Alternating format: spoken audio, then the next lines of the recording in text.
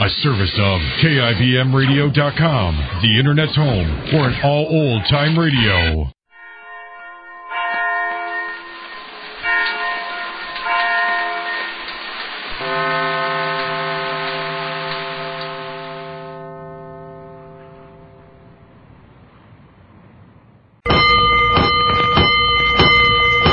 Five bells. Stand by all stations. Attention, all districts. A 5-alarm fire. 5 bells. Move in immediately. That's it. Let's roll. Let's go. Firefighters.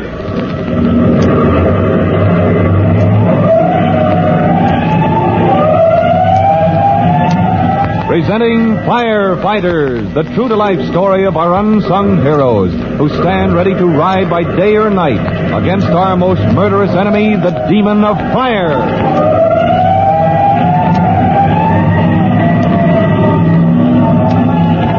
In just a minute, we'll join Tim Collins, rookie fireman, and Chief Cody at the scene of the forest fire on Break Leg Hill. The chief has just reached the crest of the small mountain with word that Tim's brother Jimmy and his cousin Pete are stranded in the path of the conflagration. But before we enter the zone of action, there's time to tell you this message. Let's go, firefighters. Let's go to the crest of Break Leg Hill, where Chief Cody, dressed in his oldest clothes, has been sent by the district warden with orders for Ellery Collins. Far below, a raging, thundering wave of flame has begun to climb the slope, and up the trail on the other side of Break Leg Hill winds a long file of men determined to make a stand against the fire here on the hilltop. As the volunteer firefighters come into view, Chief Cody hails the first. Collins, I hope you're in time. That fire is coming on fast. Chief Cody, what are you doing here? I thought you were still back at Ellery's farm. Never mind that now, Collins. Where is your cousin Ellery? On his way up the trail. We'll have 100 men on this hilltop in a few minutes, Chief. Are they bringing water, Collins? Backpack extinguishers, Chief, and fire rakes, grub hose, brush hooks, and shovels. Every kind of tool the Forest Service and the farms around here could supply. Good. Then we have a chance. But Collins. Yes, sir. Collins, have you heard about Jimmy? My kid brother? Yeah. Well, he and Pete went off exploring after breakfast, Chief. I don't know where they are. Jimmy and young Pete are down there, Collins. Down the hillside among the rocks. What? Well, that's impossible, Chief. It's true, Collins. These woods are a favorite hangout for youngsters from Upper Falls. Place to camp out. This is where they came exploring. Hey, spread out, boys. Make a long line. But Chief... hold it, Collins. All right, men. Spread out. Start clearing away that brush. Collins, I tell you, the boys are down there. Huh? We spotted them from the patrol plane. The district warden and I, we saw them from the air. Right in the path of the fire.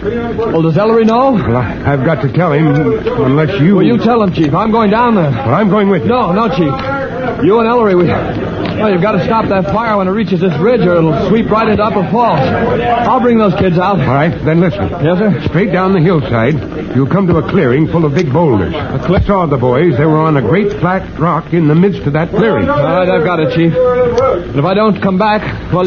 We'll know you did your best, son. Nobody can do more. Thank you, sir. Well, here goes. Good luck, Collins. Far down the hillside, Tim's brother Jimmy and his cousin Pete are kneeling on a broad, flat rock in a nest of boulders. Smoke swirls about the two boys, but they hardly notice it. Their attention is on a strange sight below them among the rocks. Gee, Pete, I wouldn't believe it. It's like watching a parade. Hey, look, Jimmy. There comes another squirrel. Hey, not so loud, you'll scare them away. Oh, no, they don't care. Not when there's a forest fire. What inside the rocks, Pete? When they get inside the cave, won't they fight? I mean, rabbits and squirrels and... Gee, how many did we see? I lost count. Oh, I don't think they'll fight, Jimmy. At least everybody says when there's a fire, the animals kind of forget everything till it's over. Gee, I never saw anything like this. Hey, look. Some more mice. How did he know enough to go into the cave, Pete? How did he know it'll be safe in there from the fire? Oh, everybody, even animals, know about the cave, I guess. The only reason folks say animals are dumb is they're not telling everybody all they know all the time. Well, Pete, if that cave is as deep as you said, you sure we can find our way out? Well, we don't have to go far inside. Everybody says it goes for miles and miles, but I don't know. Hey, look, what's that? Where, Pete? Hey, it's a fox. Oh, I know. Look, it's foxes. It's a big one and two little ones. Jimmy! Pete! Hey, oh, boy, the smoke is getting thick. Hey, Jimmy, somebody's coming. Hello? Here we are. Hey, it's Tim. Hey, Tim, come on over. Come and look here. Oh, good grief. Haven't you kids got any sense? What are you grinning about? Hey, look, Tim. Look down there. Well, this is no time to admire the scenery, fellas. We've got to... Well, what do you know? Foxes. Going into the cave, Tim. Watch, there they go. Wait a minute, what cave? Yeah, they're in the rocks. That's where the cave starts. There's already 1 million rabbits and 1 billion squirrels, and I couldn't count all the mice that's inside. And 3 foxes, too. Pete. Pete, how deep is that cave? What do you know about it? Pete says everybody says it goes for miles and miles, way deep into the hill. Yeah, there must be other ways in, too, because it's always full of fresh air. All right, then listen, fellas. That's a tough climb back up the hill the way I just came. It sure is. I've climbed it before. All right, well, then listen, and don't get excited. Huh? You don't seem to realize the spot we're in. Fellas, we could never make it. We could never get up the hill before the fire caught up with us. Yeah, that's what we figured. All right, then, this cave, it's like the answer to a prayer. Huh? All right, we'll get inside the cave and wait out the fire. Okay, Tim. Are you game, fellas? You know, we may be inside the hill for hours. Sure, Tim, that's what we figured. All right, that's what you figured. Oh, wait a minute, what do you mean that's what you figured? Well, that's what we're going to do anyway, Tim.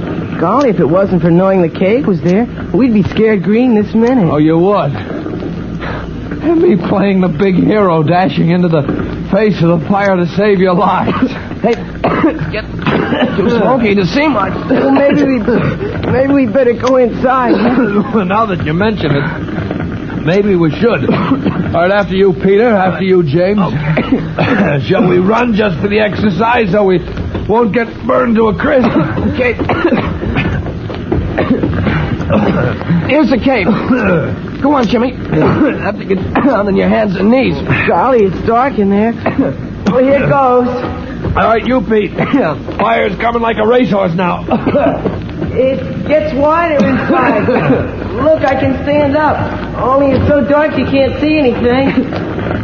Don't step on any rabbits, Jimmy. Don't step on me either. This is me coming. All right, I'm right on your heels, Pete. Don't kick backward.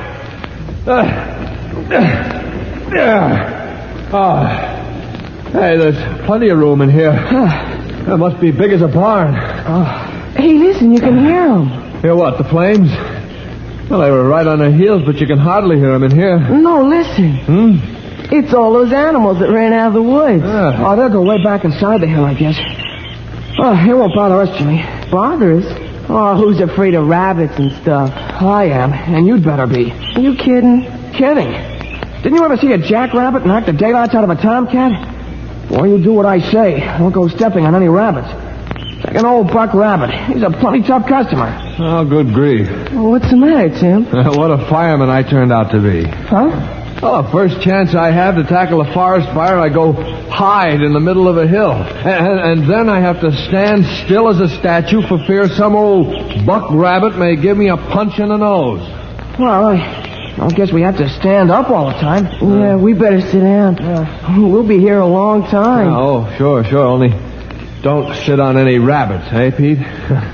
They might toss us right back into the fire. And while Tim Collins and the boys make themselves as comfortable as they can, Chief Cody, up on the hilltop, calls a halt. All right, men, ease up. Take a break. That's all we can do here. Collins! Ellery Collins! Hello! I'm ready to start the backfire. Let go! I'm on my way. Carrying an unlighted torch of dry twigs bound to a rough pole, Chief Cody plunges down the hillside, straight through the underbrush for 100 yards. This ought to be far enough. I'll start the fire in a band right across the hill. Better burn up this brush so the main fire won't have anything to feed on when it gets here. First, hello? Collins? Jimmy? Pete? No, they don't answer. Well, here's hoping, and here goes the match. Chief Cody lights his torch, thrusts the flaming firebrand among the leaves of the dry bushes above him on the slope. Maybe Collins and the boys got past me. I hope so. All we can do now is hope they're all right.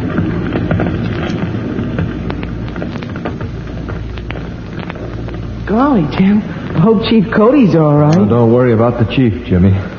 He can take care of himself in forest fires or any other kind. Curly, I wouldn't have believed it. Yeah, sit closer to me, you two. We gotta keep warm as we can. I would never believe it. I could sit in the middle of a forest fire and practically freeze. It's good old cave ought to have a stove in it. Well, even if we're freezing, kids, it's better than sizzling. Just hang on. Now there's an unusual predicament. Tim Collins, his brother Jimmy, and their cousin Pete are safe in the very heart of the forest fire, while Chief Cody and a line of tired, grimy volunteer firefighters prepare to meet the onrush of flame at the crest of Breakleg Hill. For the thrilling scene when the forest fire attacks their defenses, listen to our next true-to-life episode of The Firefighters. In just a moment, Chief Bob Cody will tell you, boys and girls, how you can help the firefighters in your own town. But first, here's a message you ought to hear. And now, Chief Bob Cody with a special notice for the Firefighters Brigade. Chief Cody. Hello, boys and girls. This is your friend, Chief Cody, and I'd like to tell you how a backfire works. One of the ways to stop a fire, you know, is to take away the stuff it feeds on. And when you make a backfire, you get ahead of the main body of flame. You burn off a strip of grass or brush, and then when the main body of fire reaches that point, there's no fuel to keep it going, and it begins to die. But setting a fire, backfire, is a dangerous job. For experts only. But I thought you'd like to know how it worked. Well, goodbye for now. You'll be hearing from me soon. Fire Chief Cody and the young rookie fireman Tim Collins will be back on the same station the next time you hear... That's it. Let's go!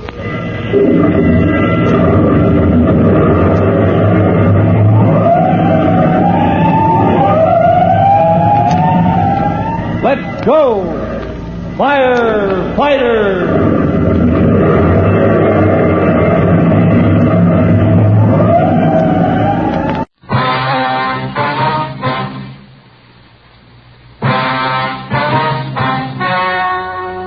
The story you are about to hear is true. Only the names have been changed to protect the innocent. Fatima Cigarettes, best of all long cigarettes, brings you Dragnet.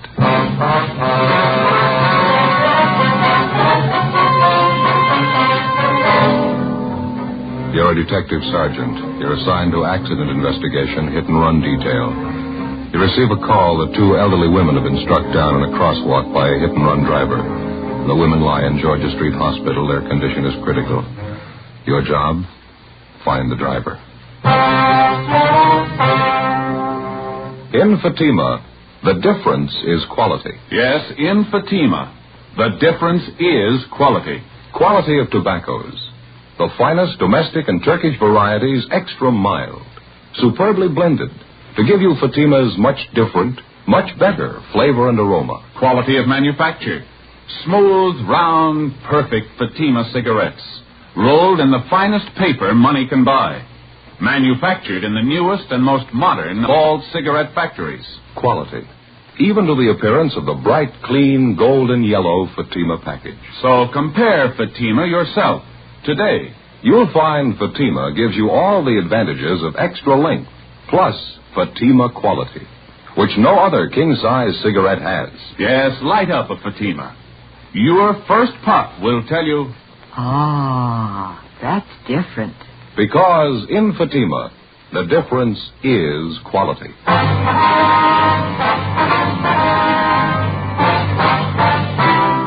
Dragnet, the documented drama of an actual crime. For the next 30 minutes, in cooperation with the Los Angeles Police Department, you will travel step by step on the side of the law through an actual case transcribed from official police files. From beginning to end, from crime to punishment, Dragnet is the story of your police force in action. It was Saturday, September 5th. It was mild in Los Angeles. We were working the day watch out of accident investigation, hit-and-run detail. My partner's Ben Romero. The boss is Benny Caldwell, chief of traffic. My name's Friday. It was 7:35 p.m. when I got to 4656 Collis Avenue. My front door. Is that you, Joseph? Yeah, Ma. Got both Sunday papers. Oh, good. It's nice music on the radio, isn't it? Yeah, it's pretty. It's your favorite song, isn't it? Yes. See you in my dreams. Every Saturday night we used to get together down at the old Cromwell house on West Adams Boulevard. Weekly dance, you know. Yeah, I know. It was a lovely old home down there. Had a beautiful ballroom upstairs. Always had a good time at the Cromwell house. Was that before you were married? Oh, my, yes. Met your father through Mildred Cromwell, you know. She was quite fond of him, too. Is that so? Yes, she was. Oh, nothing serious, but she used to think quite a lot of Sam. You broke him up, huh? Now, Joseph, you know I wouldn't do a thing like that. If Millie was only mildly interested in Sam, I wouldn't come between two people that were happy. You know that. No, that isn't the way he used to tell it. Said you just broke him up, that's all. Yes. Well. He ever tell you about the time all the girls invited some of the fellows from the Royal Order of the Western Wildlife Protective Brotherhood, Southern Charter, over to the basket raffle? To a what? Basket raffle. All the girls packed tasty lunches, and the boys bid for them at auction. Oh, yeah. It was a warm summer evening, just like tonight. It was a grand affair. Annie Shellman was there with Jim Donahoe, and your father came with Lorenzo Fisher, the Grand Vizier of the Wildlifers. Yeah, sounds like quite an evening. Oh, it was, Joseph, it really was. Samuel bid the highest for my basket, $10.15. I'll always think to this day that's the reason Millie Cromwell's been so cool toward me. Yeah, could be. You want part of the examiner, Ma? Oh, thank you, son. I want to finish turning this collar in your shirt. Okay. You wouldn't think a basket lunch could come between two good friends, would you? A big fine? What's that? Who'd ever think a basket lunch should break up a friendship like Millie Cromwell's and mine? No, ma'am, you wouldn't. I'll get it, Ma.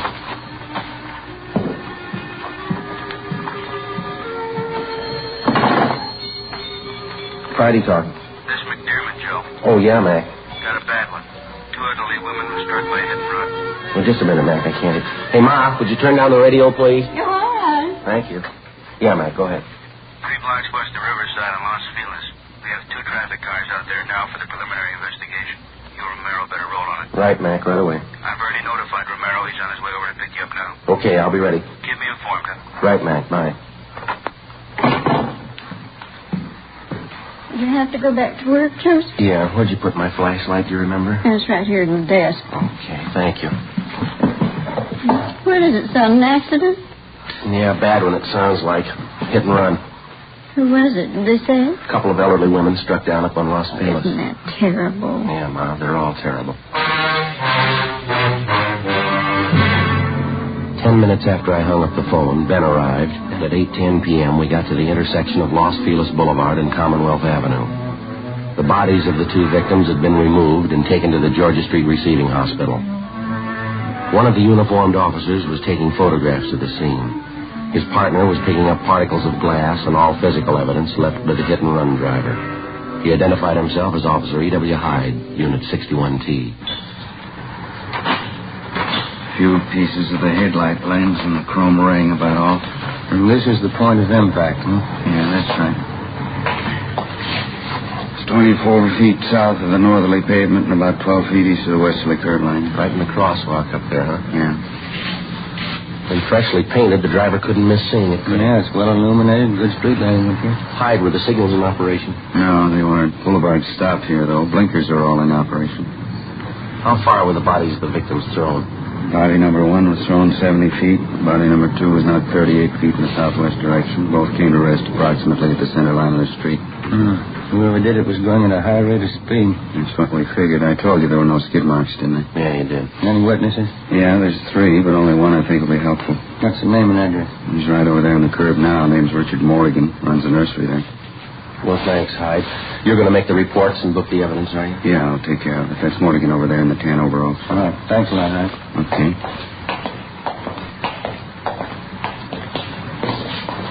Your name, Richard Morgan, is that right, sir? Yeah, that's right. Police officers, Mr. Morgan. This is Sergeant Romero. How are you? Hi, sir. My name's Friday. We're out of accident investigation. I'd like to talk to you about the accident that just happened here. Sure was a bad one. Hope you catch those kids. Didn't even slow down. I understand you witnessed the accident. Wonder if you'd be kind enough to tell us what you saw. I was just closing up my nursery here. Just unlocked my car and was about to get in when I saw this car come shooting up Los Feliz there. Fast clip. Where were the two women? They were just stepping off the curb under the crosswalk over there. I could tell they didn't see the car. I yelled, honked my horn. Guess I wasn't quick enough. It just off. Go on, Mr. Morgan. Well, the way that car hit those women looked to me like he knocked them 50 feet at least. Then, just like nothing at all, the car raced right on through the intersection on down Los Feliz, that way. Did you get a look at the driver? No, sir, not too good, but I believe he had blonde hair. Looked to me like he was alone in the car. Anything more about him? Looked like a young kid to me. I'll bet on that. He was young, blonde kid, about 18, 19, on in there. Now, how about the car he was driving? Can you help us out there, sir? I believe it was a Ford. I don't know what year. Yeah, a Ford sedan, two-door. What color was it? Black, dark blue. I'd say black. Did you happen to get the license number, sir? No, sir. Everything happened so fast, I guess I was kind of stunned for a minute. You know how you'd be. Sorry, wish I did.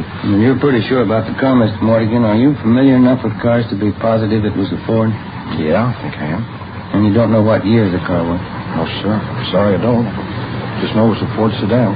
Well, thank you very much, Mr. Morgan. We may have to check back with you later. Anytime. I'd glad to do whatever I can to help you get that driver. How can we get a hold of him, Mr. Morgan? I'm right here all times. Morgan Nurseries. 4402. Thank you very much. Those two old women, they didn't have a chance the minute they stepped off the curb.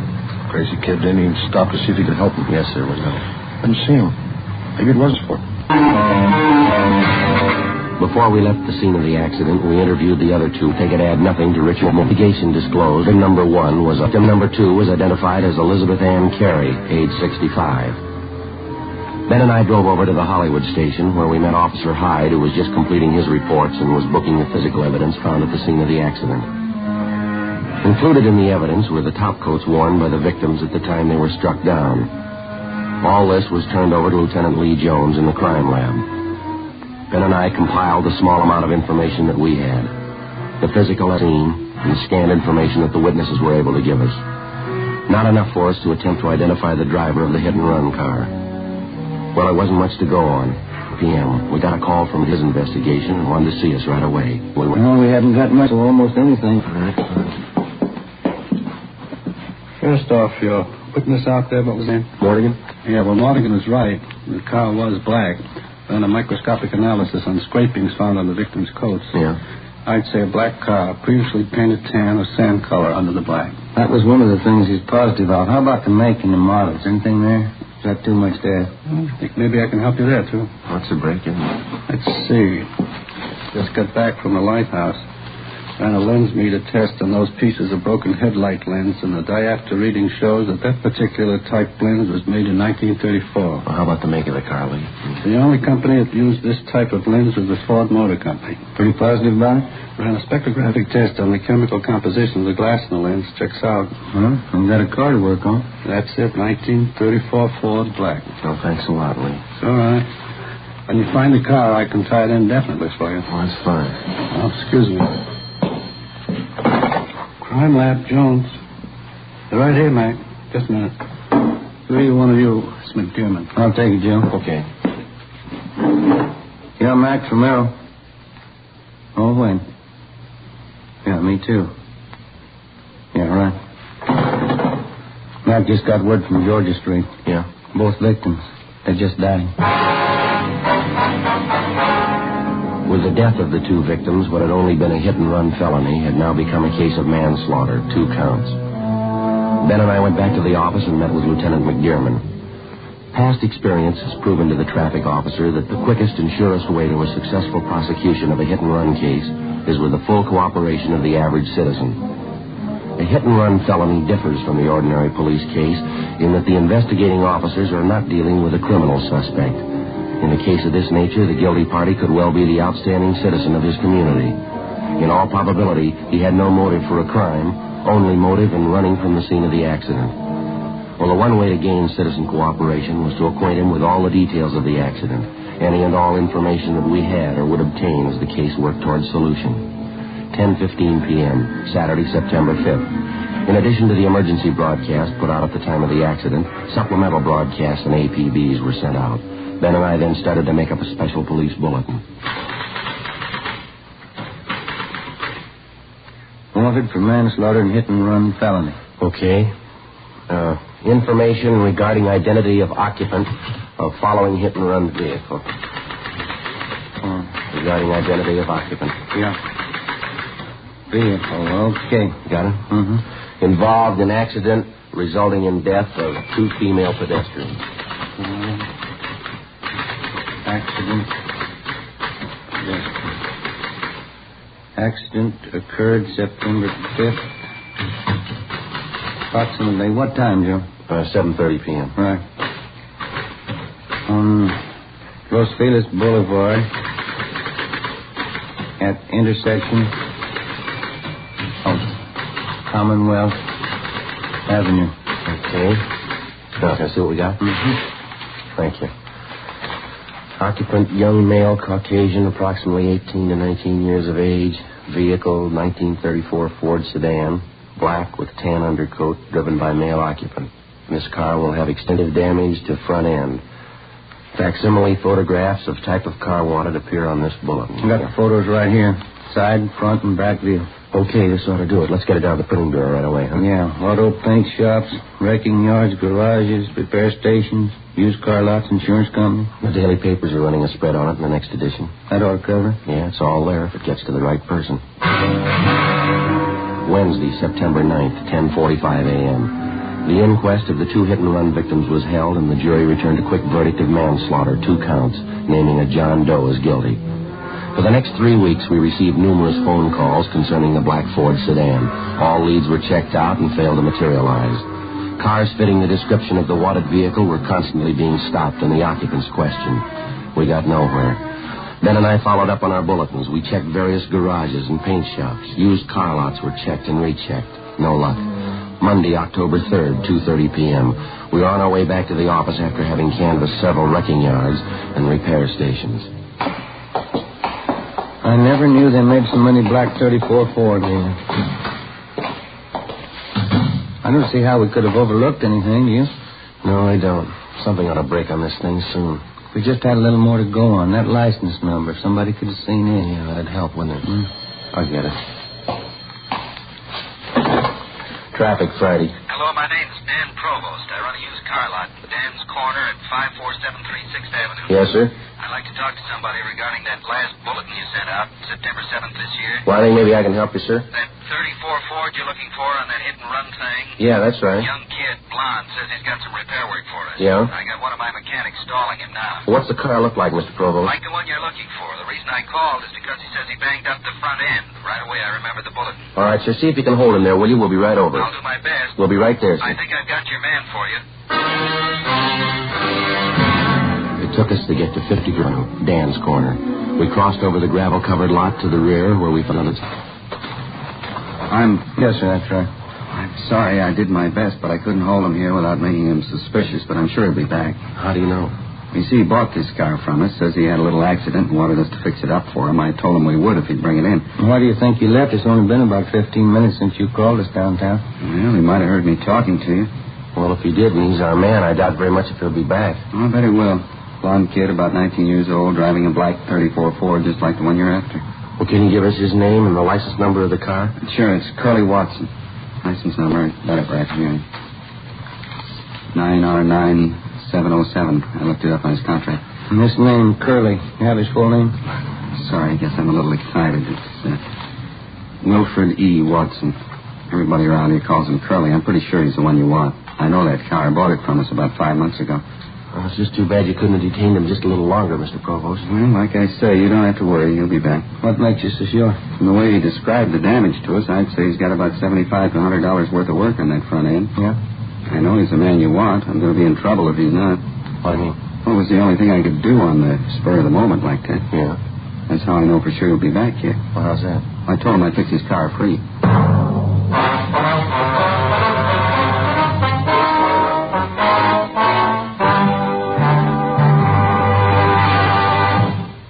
in the forgery division of a Metropolitan Police Department. Handwriting analysis.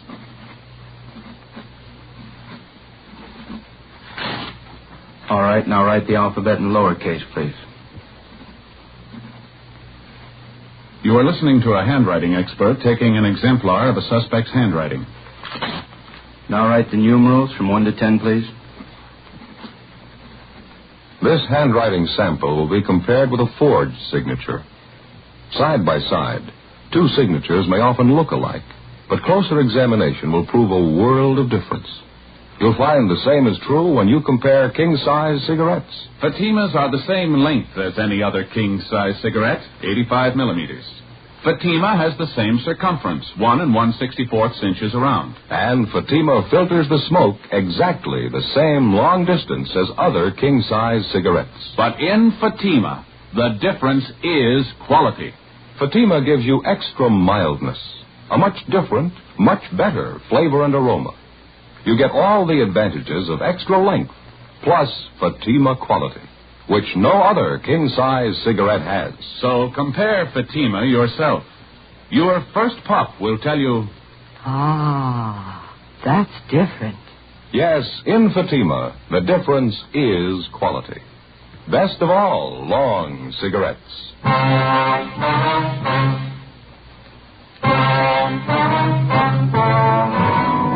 We called Lieutenant McDermott and filled him in. He sent Sergeants Kilpatrick and McClendon out to relieve Ben and me and to maintain a stakeout on Dan's corner, the used car lot, in the event the suspect should return. We went back downtown to R&I. Wilfred E. Watson had a record and was wanted by the Fresno Police Department, where he had jumped bail.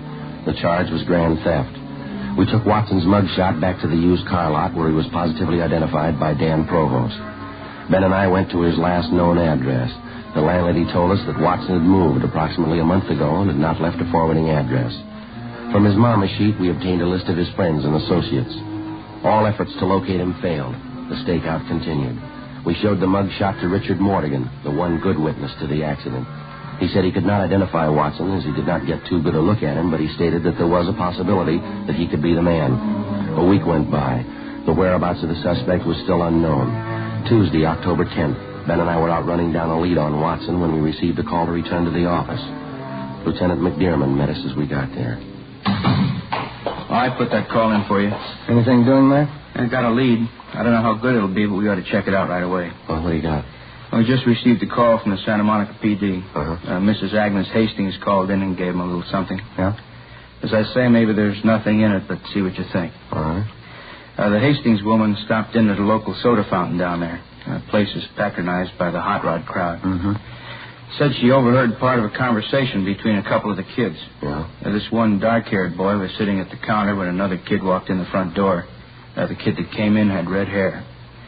The dark-haired kid said, "Hi, Red," and the redhead sat down by him. Yeah.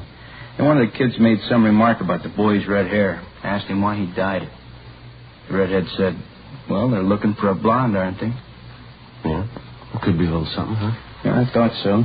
Then the Hastings woman followed the red-headed boy outside and took the license number of his car. Anything there? I don't know yet. Ran it through DMV, but it's not in the file. Mark Benson's got to call into Sacramento now. Anything new on Watson? No, nothing yet. Well, where can we find this Agnes Hastings, Max? Oh, here's the address right here. Okay, thank you. Well, that's all she had.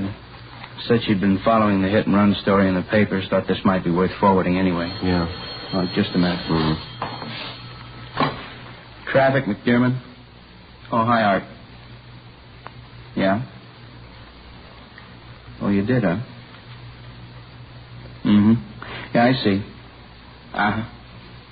Yeah, right. Bye. That was Art Kilpatrick. He and McClendon picked up Watson. Yeah, anything? They're bringing him in now. They say this Watson denies the hit and run. Jones will check his car over, then we'll know a little more. Well, there's not much we can do till we hear from Benson on the Santa Monica thing. Well, maybe there is. What's that? We got 2 leads. We can hope one of them's right. While waiting for the call from Mark Benson at CHP, Ben and I drove over to the police garage on South Figueroa. Wilfred Watson's car had been impounded, and Lee Jones had made his investigation. His findings eliminated Watson's 34 Ford as being the hit-and-run car. Investigation showed that Watson's car was involved in an accident, but this was 5 days prior to the killing of the 2 women pedestrians. Wilfred E. Watson was booked to the Fresno authorities for prosecution on their warrant. This left only the one lead, the red-headed boy who had dyed his hair. If Agnes Hastings' observations had been correct, the fact that the boy originally had blonde hair made him a possible suspect. 11 a.m. The information from DMV came through from Sacramento. The car was registered to a Calvin L. Martin, 16 Boardwalk Lane, Santa Monica. The car was a 1939 Dodge sedan, legal the same. 16 Boardwalk Lane was a small beach house facing out on the Pacific Ocean in the town of Santa Monica. 11:26 a.m. We arrived in front of the house. This is it, number 16. Yeah, all right, let's go up on the porch.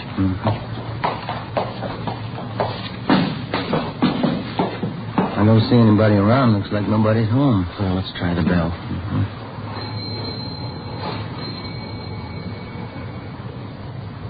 I guess you're right. Nobody home. Yeah. Let's check the garage, huh? All right. It's around the side, isn't it? Yeah, it's right there. Oh, yeah.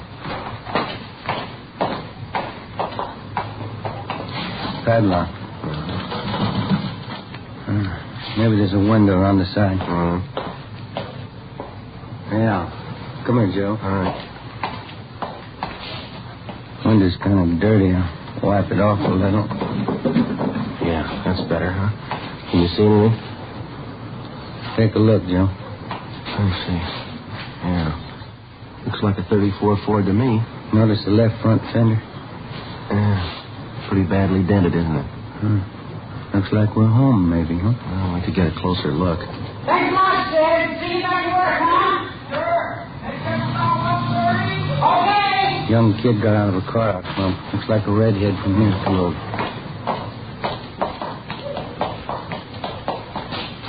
Hi. You men want something? Police officers. Yeah. Do you live here? Yes, I do. What's wrong? What's your name? Louis Martin. Who is Calvin L. Martin? My father. Why? Does he own a 1939 Dodge? Yeah, that's right. Anything wrong? Whose car is that down in the garage there? Belongs to a friend of mine. I just let him keep it in there. What's his name? Jesse. Yeah, well, Jesse what? Jesse Armstrong. Where does he live? Over on Venice Boulevard. What's the number? I don't know offhand. And you let him park his car here in your garage? You don't know where he lives?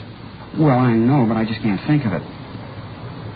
I don't understand. What's wrong? You got a key to the garage? No, Jesse's got it.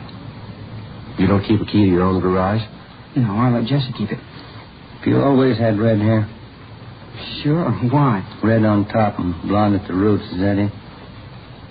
I wish you'd tell me what's going on. No, Armstrong, you tell us. Well, Watch it, Joe. All right. Let's hold it right here. I didn't do anything. Let me go. Well, how about it, son? That's the second time you tried to run now, isn't it? How'd you find me? Who told you? You want to tell us about it? I didn't mean to hit those 2 women. I was coming home from up in L.A. I was late, and I was trying to hurry to get home. I didn't see him until it was too late. Why didn't you stop? Why'd you run? I was afraid. I just couldn't face it. I thought I could get away with it, I guess.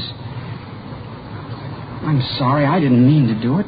Do you know those 2 old women died as a result of you running them down? No. I didn't know they'd die. All right, come on, son. Let's go. I didn't really mean to do it. I'll tell everybody I'm sorry. I am sorry. That'll make a difference, won't it? You killed 2 people. You figured.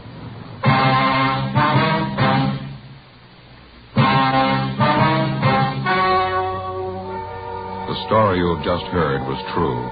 Only the names were changed to protect the innocent. On December 17th, trial was held in Superior Court, Department 81, City and County of Los Angeles, State of California. In a moment, the results of that trial. And now here is our star, Jack Webb. Thank you. Friends, I can give you over a dozen good reasons why Fatima is the best of all long cigarettes, but I'd rather let Fatima speak for itself. That's why I suggest that you buy a pack tomorrow, and then compare Fatima with any other long cigarette. You'll find, just as I have, Fatima's extra mildness gives you a much better flavor and aroma. You get all the advantages of extra length plus Fatima quality, which no other king-size cigarette has. Ask your dealer for Fatima. Best of all long cigarettes.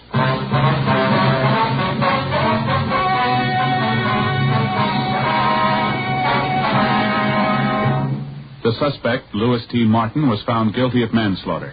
He was sentenced to 1 year in the county jail and was placed on probation for 5 years.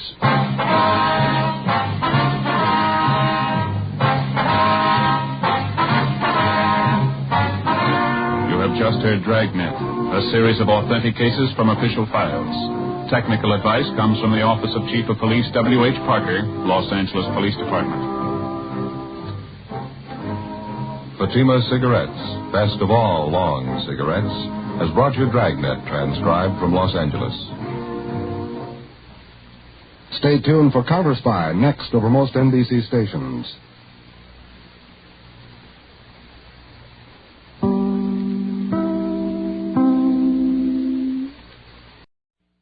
My name's Jeff Regan. I'm the Lion's Eye, his private eye.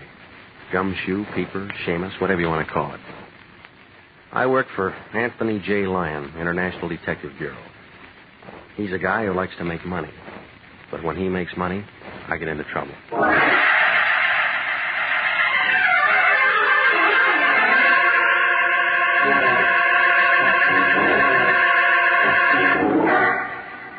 Here's the kind of adventure you've been waiting to hear. Hard-boiled action and mystery as told by Jeff Regan, Investigator.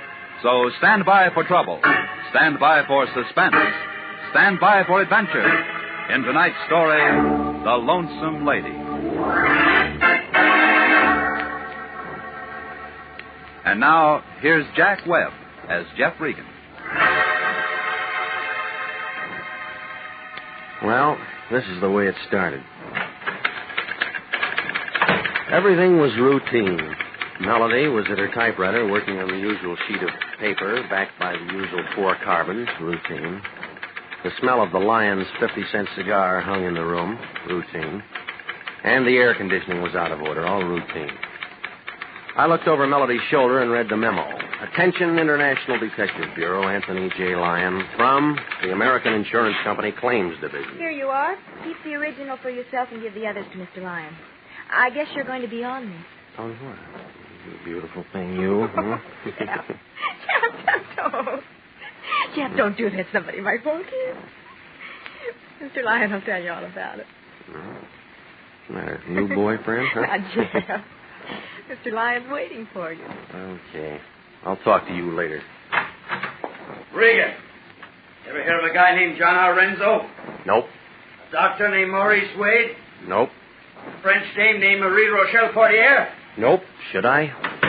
Maybe. I don't know yet. It's all routine stuff on that American Insurance Company contract. They want us to do a little work for them.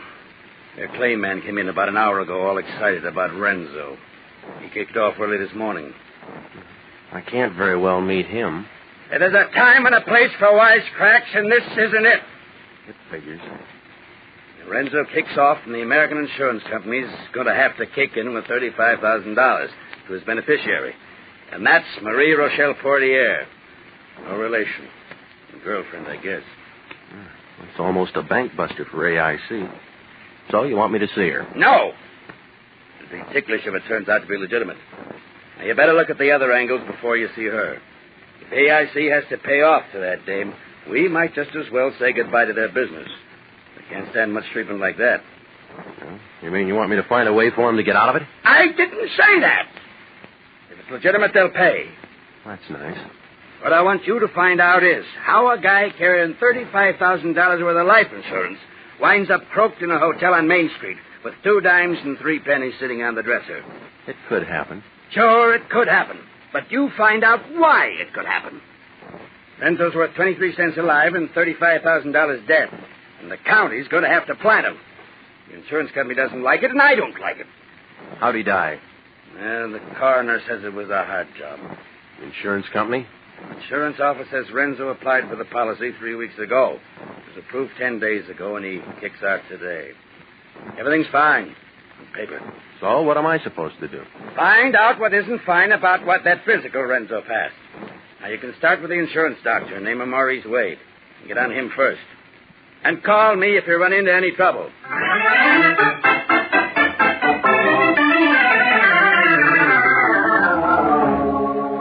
The place I was looking for turned out to be a brand new 3-story building on Wilshire Boulevard. In the hall, I could still smell wet plaster and cement. There was one name on the neon-lighted directory, Dr. Maurice Wade, internal medicine, diagnosis, and the numbers 310. The sign on the self-service elevator said, "Do not use," so I climbed the 3 flights of marble stairs. The first door at the top was 310. Enter. I entered. A blonde girl in a white uniform sitting at a small desk smiled up at me through sharp white teeth, showed me one well-shaped leg and 2 well-manicured hands, all routine stuff. How do you do? Have you an appointment? No, I don't. I was hoping I could see Dr. Wade without an appointment. Well, that's almost impossible. He's so busy these days. I'm Miss Porter, his nurse. Perhaps I can help you. Well, my name's Regan, but I'm afraid I'll have to see him. Oh? Oh, if you don't mind, I'll just stick around and wait for him. Oh, he isn't in just now, and I was just about to go to lunch, Mr. Regan. Well, that's fine. We'll go together. Dr. Wade will be in at 2 o'clock. You can come back then. I get it. 2 o'clock. It was right then that my day began to change. I stepped outside the office door and walked over to the brand-new stairway of that brand-new building. Now, get this. I stopped a minute because I thought I heard somebody opening the doctor's door. I turned around to take a look when I felt something brush my arm. The stairway suddenly turned upside down and began to walk up me. There was a lot of noise all around, and I was trying to yell for somebody to shut it off. It got louder and louder and louder. It was then I decided this wasn't routine.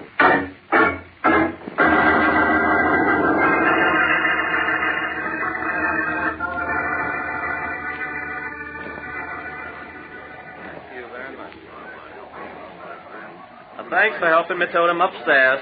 He'll be all right now. I'll take care of it. He'll be all right. He'll be all right. I was lying on a leather couch in a white room. A tall, thin man with a hooked nose seemed to be running things. He was waving an arm at a vague crowd of people near the door. Then somebody I couldn't see shoved a bottle under my nose. Give him a whiff of that. There you are. I think you'll be all right now. Now then. Can you hear me, mister? Oh, don't try to move yet. Nothing broken, but you had quite a tumble for yourself, my friend. Quite a tumble. You might have been killed. That's what I was thinking. Somebody shoved me. What's that? I was shoved. That's crazy. I was on the second landing when you come falling down. Wasn't anyone around? Oh, why'd anyone want to shove a man down a flight of stairs? I don't know. You're just plumb bruised and battered, mister. When you get to thinking about it, you just got dizzy from the heat or something. Now, didn't you? Maybe. I'll show you.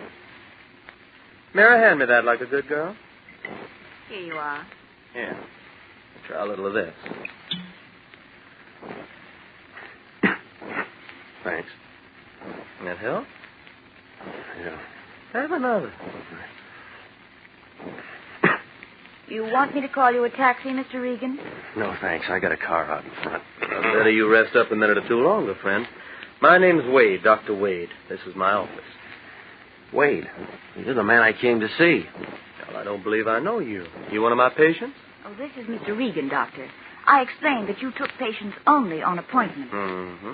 Well, as long as you're here, Mr. Regan, what can I do for you? Well, I'm not a patient. I've been retained by the American Insurance Company to investigate a claim concerning a former patient of yours, a man named Renzo. A private investigator. We're checking on a policy that was issued on him. You were the examining doctor. You don't represent the district attorney's office or anything like that? No, I don't. I'm with the International Detective Bureau. And you don't have a warrant that says I have to show you my files? No, I don't. I thought that as long as you were employed by the insurance company and you conducted the examination that you Well, give me back my bottle, mister. And then you can get on out of my office. Huh? And get out fast. If I'd have known you was something like that, I wouldn't have drugged you up here in the first place. Now get on out of here before I throw you out. Well, you can see how things stood between Dr. Maurice Wade and me. I walked out of the place with as much dignity as I had left. I had other plans. There were other files to look at and other people in the city I could talk to. Detective Sergeant Salvatore Wendetti, morgue detail, was sitting in his office, chewing on a cold cigar, reading a traffic bureau memorandum on the new liability laws. Well, if it isn't Jeffy the Regan. How are you, Jeff, boy? I haven't seen you in a long time. Pull up a chair. What happened? I fell down a flight of stairs. You ought to be more careful. Lots of people get killed doing things like that, so what can I do for you? Sally, I want you to find out about a man named John R. Renzo for me. He died this morning, and your office is handling it. Renzo. John Renzo. Johnny Renzo. Yeah, sure, we got him in the icebox now. Want to see him? Handle it myself. No, thanks. I know he's dead. What else? Well, never really a bad actor, never really a good one either. Mind you, all the boys in the beat knew him. Why? Well, tell me some more. Well, he made Lincoln Heights jail about 9 months out of 12 on a vag rap, one thing or another, routine.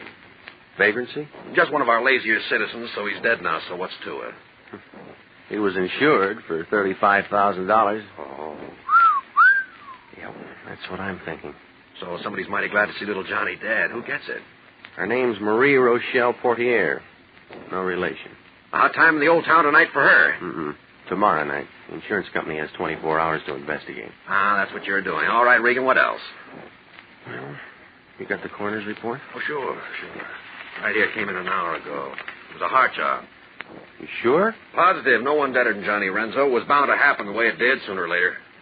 Was he an old man? 45, 50, maybe. You can never tell on that kind, but all of us around here knew it. Knew what? That his sticker's been bad for years. Every time he made the heights, I'd give him a soft job. Couldn't take a chance. Hey, look, Sally, are you telling me it was chronic heart condition? I'm telling you, it was a chronic heart condition. Well? I need that telephone. Not this one. Only inside calls. Try the one across the street.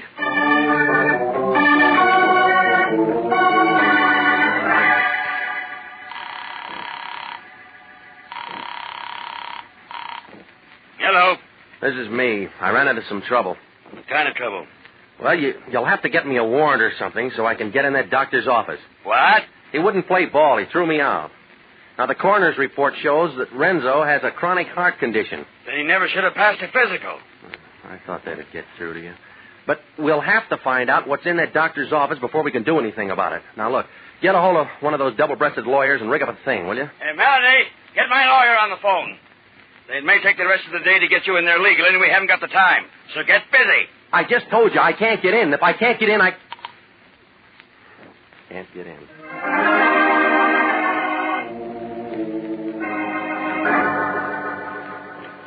I hung up the phone, stepped out of the booth, and crawled into my car.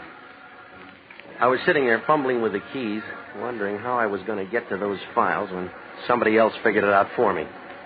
He was a big man in a brown sport coat.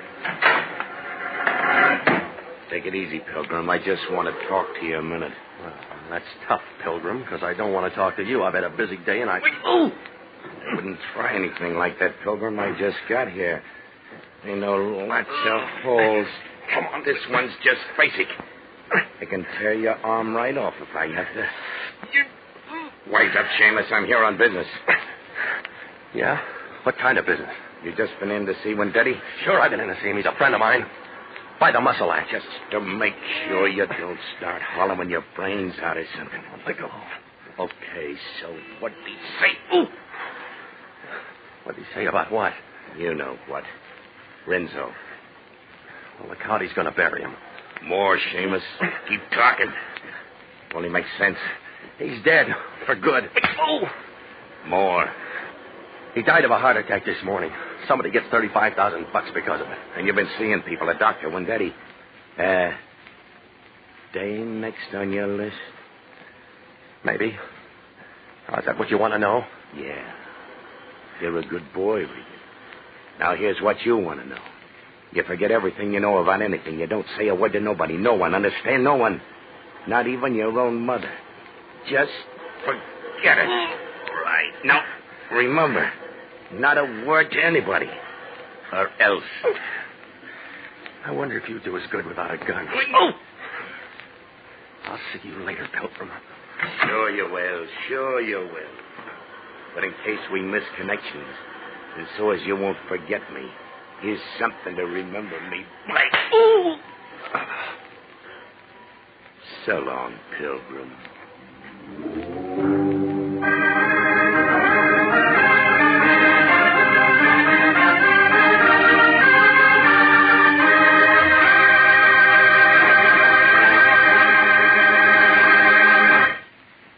We'll return to Jeff Regan, Investigator, in just a moment. The Army Nurse Corps Reserve still has commissions available. If you're a graduate registered nurse between the ages of 21 and 45, you may be eligible for a commission in the Army Nurse Corps section of the Regular Officers Reserve. Those who meet the high standards and qualify to serve with this fine organization may elect active or inactive status. Nurses requesting inactive status will continue with civilian nursing, but stand ready to serve in time of emergency. In addition, they have the opportunity to take advantage of special training courses. Nurses who request active status enjoy the same pay and privileges as all other officers. Graduate work is provided at the Army's most modern teaching centers, and the nurses obtain educational experiences that benefit them in both civilian and military nursing. Now, if you believe you qualify for a commission in the Army Nurse Corps Reserve, apply to the Adjutant General, Washington 25, D.C. That's the Adjutant General, Washington 25, D.C.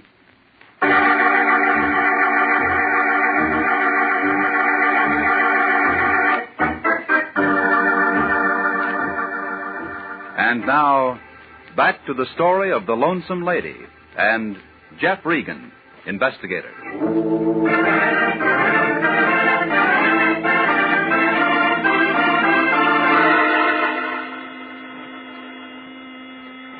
This wasn't routine either. It was brass knuckles, a big man in a brown sport coat on the front seat of my car. I guess I fell onto the horn into my steering wheel. I couldn't seem to sit up straight and get away from the noise.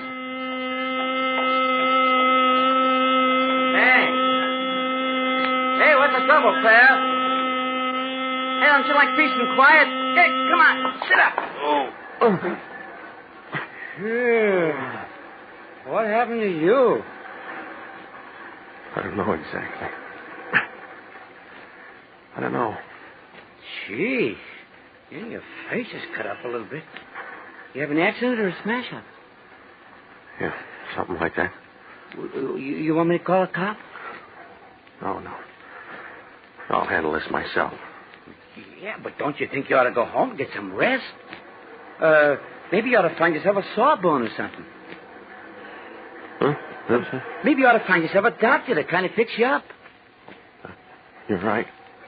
You're absolutely right. Yeah, that's a good boy. You take care of yourself, young.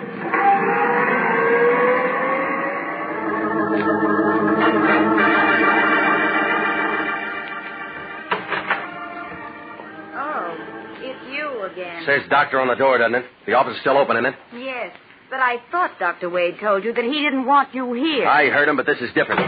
If he doesn't see me now, I'll phone the state medical board and the lawyer and anybody else who's handy and make him a first-class Simon Legree for refusing me emergency treatment. Now, cut him out. Oh, you're hurt, Mr. Regan. Oh, please sit down. Sit down right here. Where's your doctor, lady? Oh, he isn't in here. He's already gone for the day. Let me see. What happened? You tell me, lady. I'm just a peaceful citizen looking for a doctor. Sit still. That's a nasty bruise on your forehead. Yeah, I got some better ones where a man tried to cave in all my ribs. Hold still. Lift up your face to the light. That's better. Ooh. Tender? Mm-hmm.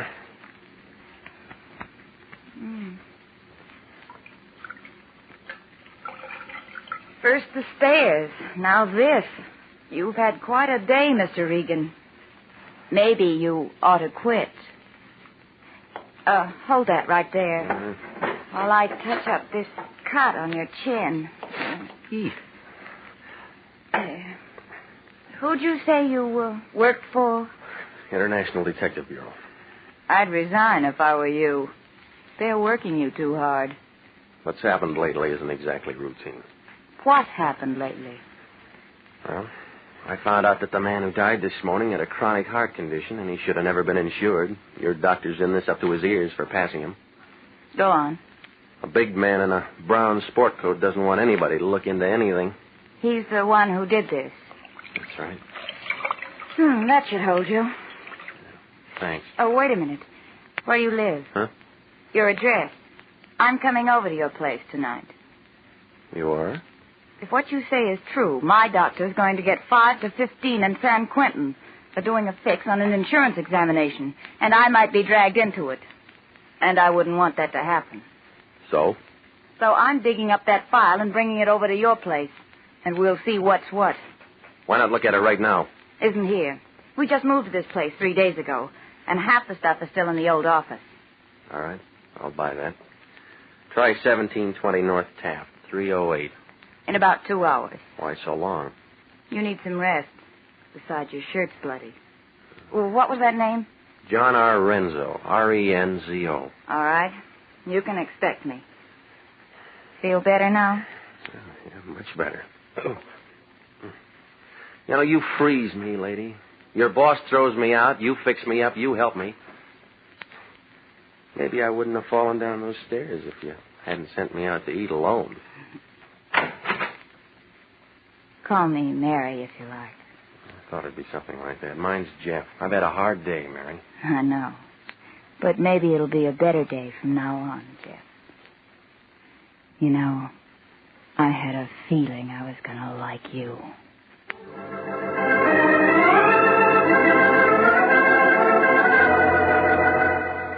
It was just about then that I remembered the beneficiary. She was my last call.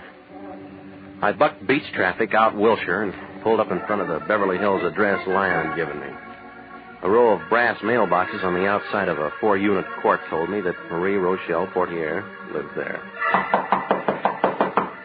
The man in overalls watering the lawn blinked at me, frowned at the cut on my chin, pointed to his own, and shook his head. I nodded back, wondering what Marie Rochelle Portier, or whoever she might be, whatever her racket might be, looked like. I found out. Yeah? It was the big man without his brown sport coat. This time it was swimming trunks, and he looked as big as a super chief. I threw my whole arm into his face. He staggered backwards into the room, trying to get his balance. I let him have another one in the stomach. He was out of condition. One more, and his chin was cut. He went down, taking a lamp, a card table, and a glass of warm lemonade with him. Oh, yeah. It's real good to see you again, Pilgrim. All right, Jim, it's all right. You're the champ. Come on, get up, get up. I might have known I was going to find you here. Where's your girlfriend? No, just a minute. I said, where is she? She ain't around. Ain't no one around but me. Honest. Okay, you give it to me. What are you talking about? Oh, I've met citizens like you before. Oh, now, come on, make it straight. Oh, all right. Oh, you busted my head. I'll make it straight. Marie's my girlfriend. She calls me today, tells me what you look like. Tells me where you'll be. Tells me what to do. I do it. She knows who an insurance stick will go to. All right, go on. Catch you at the morgue. You're nosy. She says to rough you up a little bit, make you forget what you're doing for a while. I find you like she says and do what she says. And, nothing personal in it. What about the doctor? He split with you and her? Ain't no doctor in on it, just me and Marie. How'd she fix it for Renzo to get insured? I don't know. She's got connections. She gets around. Right, smart guy. Come on, spill. Honest. That's it, Shamus. That's all there is to it. We worked it a couple of times before. I don't know how she fixes it, but she does. I do all the heavy work, and we get along fine. Now and then somebody gets excited, and I have to cool them off for a time, but well, that's it. Straight. Honest. Hey, what are you doing? Shut up. Well, now, don't call the cops. Give me a break, will you? Will you shut up?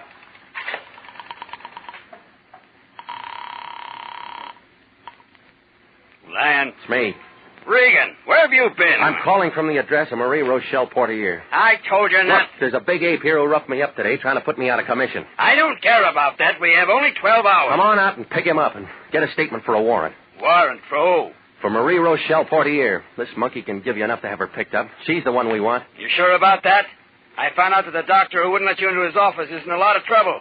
Got a wife suing him for divorce, and he might have been it's trying... the Portier dame we want. As soon as you get a warrant on her, it'll make that insurance policy invalid. I still don't trust that doc. It's early yet. Why don't you hop over? You bringing a couch out here? Look, Seamus, I got a little dough, and it'd come to more than a ton a day in expenses you're getting if you Now run with you. Stay here, Pilgrim. I'm tired. I'm going home.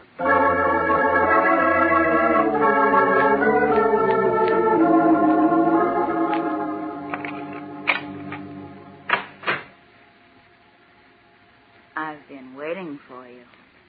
Forget about me? No. The janitor let me in. I told him you were my brother. That's nice. You didn't come straight home and get some rest. No, I had a couple of things to do first. Oh, sit down. I've fixed your drink. Good. Hot day and all. Thanks. Now, tell me about your doctor, huh? Some things I know already. His wife's suing him for divorce, trying to get every penny he's got. He doesn't like me. That's it. Or maybe he just doesn't like any private detective or anybody else who might be working for his wife, huh? Maybe. If I can spot a man who's being taken to the cleaners, he's one. He's pretty touchy these days about all the trouble she's probably caused him. What's this got to do with us? The stars are coming out. Just straightening out. Well, if that's the way things are with him, then my job's finished. Good. Now we can relax. You've been working much too hard. Jeff, put your arms around me. Feels good. Good to have arms around you in a big city like this. Such a big city. So many people. You're nice, Jeff. Sometimes it's so lonely. And sometimes it's like this.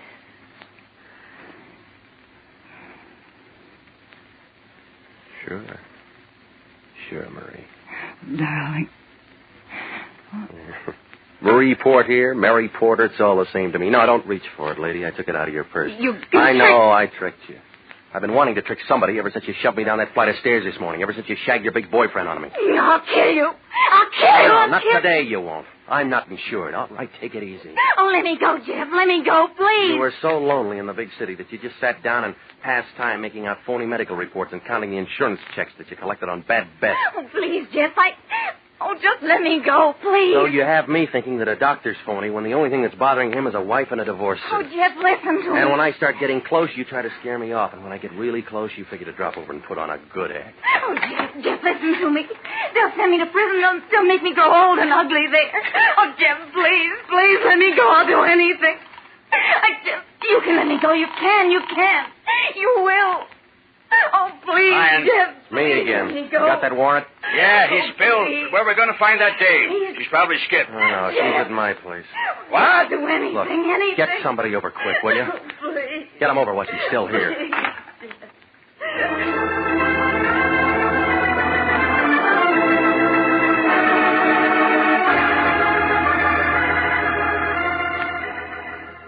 Well, I told it all to the Lion, and he told it all to the American Insurance Company.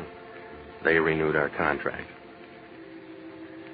She's being arraigned next Monday. What happens after that is up to the jury. Melody had a question. Jeff, what do you think they'll do to her? Well, she'll get about 10 years, I guess. If Mr. Lyon hadn't had that contract with AIC, would you have turned her in? Sure I'd have turned her in. It's my job, isn't it? Oh, it's a big city. A lot of lonesome people down there. They allowed her one call when they took her to jail. She called here asking for you. Jeff, why did she do that? I don't know, Melody. I don't know.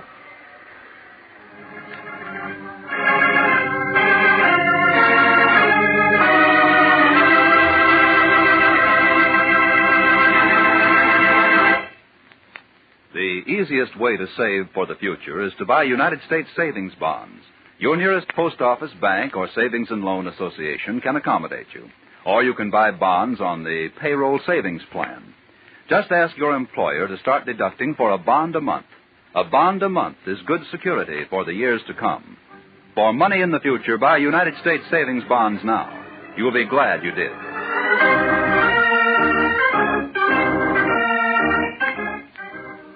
Jack Webb is starred as Jeff Regan, with Wilms Herbert as Anthony J. Lyon. Eve McVeigh was heard as Mary Porter, and Ken Christie as the big man. It's CBS, same time next week, for hard-boiled action and mystery with Jeff Regan, Investigator, as he tells the story of the lady with the golden hair. Jeff Regan, Investigator is written by E. Jack Newman, produced and directed by Gordon T. Hughes, with original music by Del Castillo. This is CBS, the Columbia Broadcasting System.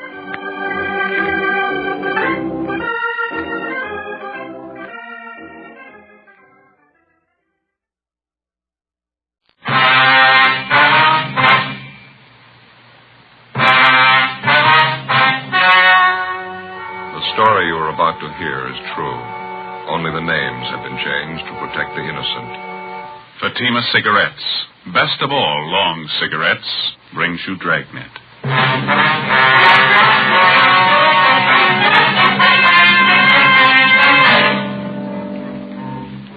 You're a detective sergeant. You're assigned to homicide detail. An elderly man reports the sudden death of his wife. He claims he awoke in the morning to find her dead on the floor of their bedroom. The cause of death is not apparent. Your job? Investigate. In Fatima, the difference is quality. Yes, in Fatima, the difference is quality. Quality of tobaccos.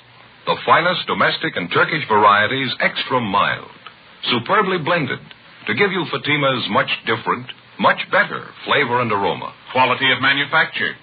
Smooth, round, perfect Fatima cigarettes. Rolled in the finest paper money can buy.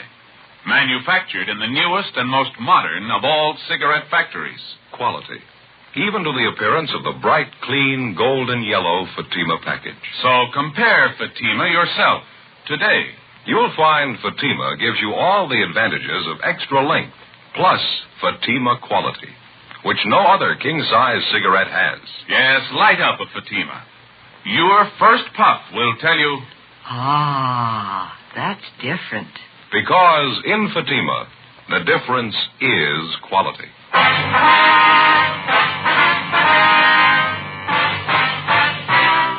Dragnet, the documented drama of an actual crime. For the next 30 minutes, in cooperation with the Los Angeles Police Department, you will travel step by step on the side of the law through an actual case transcribed from official police files. From beginning to end, from crime to punishment, Dragnet is the story of your police force in action. It was Friday, November 12th. It was cold in Los Angeles. We were working the day watch out of homicide detail. My partner's Ben Romero. The boss is Thad Brown, chief of detectives. My name's Friday. It was 9:38 a.m. when I got back to the first floor of the Blackwell Hotel. Room 7. Oh, hi, Joe. Come on. Yeah. How's the old fella doing? He tell you anything? Hasn't talked at all. He's pretty broken up. The woman's dead. That's about it. Now, how about the bruise on her forehead? You think that could have been it? No, it was just a slight bruise. I don't think that could have killed her. They moved the body out of the room yet? Yeah, they just did. Taking it downtown for the autopsy. Well, I guess we can take the old man back to his own room now, huh? Yeah, I think so. He's back here in the kitchen there. Fixed him a cup of coffee. Still feeling pretty bad. Mr. Turner, would you like to go back to your room now? Everything's been fixed up. Mr. Turner? What happened? You can tell me. What happened to Gertrude? I'm afraid we don't know, Mr. Turner. Not yet. I told you about it, didn't I? Woke up this morning about 8 o'clock. Put my arm over on the pillow and she wasn't there. And I got up and I saw her laying on the floor. My wife, Gertrude. I felt her arm. She was cold. Ice cold. Somebody ought to know what happened. Well, we'll let you know just as soon as we get the coroner's report, sir. Would you like to go back to your own room now? What's coroner have to do with it? Well, he's going to have to perform an autopsy. We'll have the report for you tomorrow morning. I don't want him to do that to Gertrude. I don't want him to. I'm sorry, sir. I'm afraid it's necessary. Deaths of this kind, there was no doctor in attendance, nobody to sign the death certificate. There's nothing I can do, nothing to help her. I'm sorry, Mr. Turner. Can we help you back to your room, sir? Is she still there? No, sir. They've taken her body downtown. Can I give you a hand there? Thank you. All right. I'll get the door.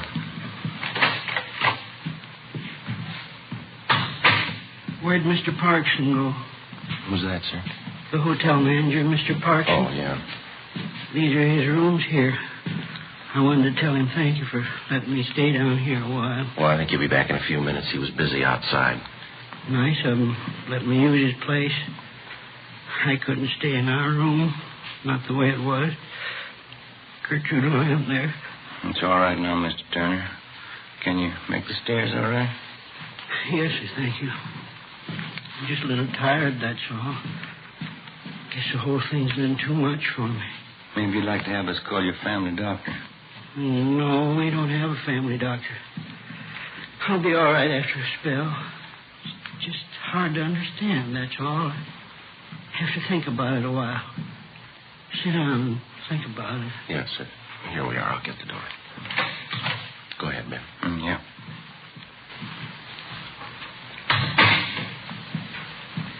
Right there on the floor, officer.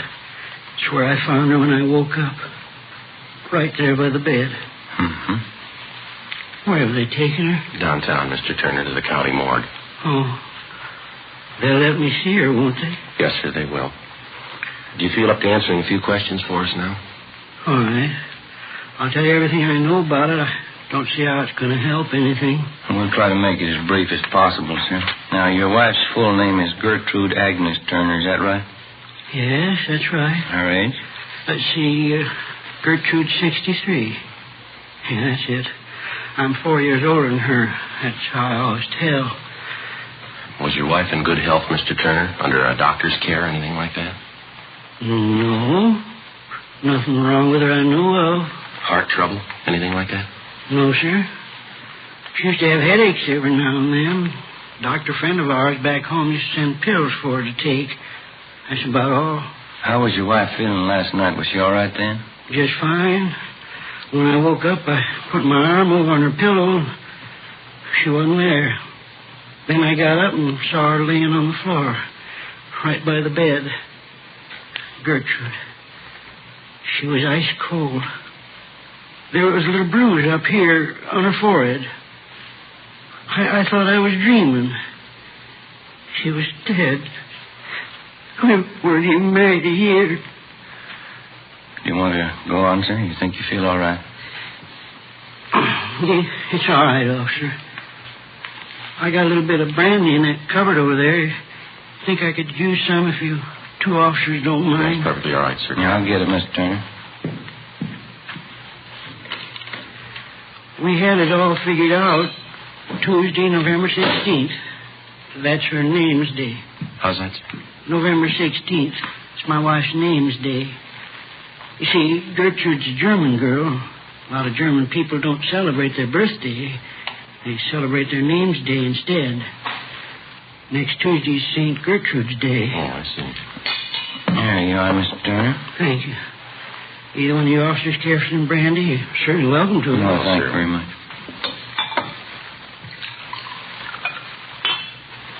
Do you or your wife have many friends in town, Mr. Turner? No, just a few. Around the hotel here. Gertrude and I have only been in California a few months. Come out from Indiana, Fort Wayne. Yes, sir. No relatives here? No, sir. Wife only had one relative living, sister. She's back in Indiana. How did you and your wife get along, all right? Oh, fine. We never had any trouble. I loved her, officer. Did your wife have any enemies that you know of, sir? People she didn't get along with? Somebody who might have wanted to hurt her? Oh, I can't think of anyone. Well, how about some of the men your wife knew before she married you, Mr. Turner? Any bad feelings one of them might have had toward your wife? No, sir, not that I know of. Besides, all her old friends are still back there in Indiana. Mm-hmm. You say your marriage was working out pretty well. Your wife didn't have any gentleman friends that she might have been interested in? No, sir, I know that for the truth. Gertrude spent her time at home. She didn't run around. She was a good wife. Mm-hmm. Would you know if your wife had any reason at all to take her own life, maybe? Well, that's the last thing in the world Gertrude to do. No reason for it. We had too many things to look forward to. Oh, lots of things. You don't stop living just because you pass 65. Yes. Tell me the truth, officer. Don't you really know what happened to her? No, sir, no more than you do. Afraid we'll have to wait for that coroner's report. I don't understand it, officer. How am I supposed to understand it? Sir? I went to bed last night and I had a wife. Yes. Today's my day off. We're going to take a car ride down the beach. That's the dress she was going to wear hanging up there. Gertrude made it herself. She was going to wear it today. I'll try to take it easy, Mr. Turner. I beg your pardon. She's all I had. Why should she have to die? She didn't have to die, did she? I don't know, sir. Maybe she didn't have a choice.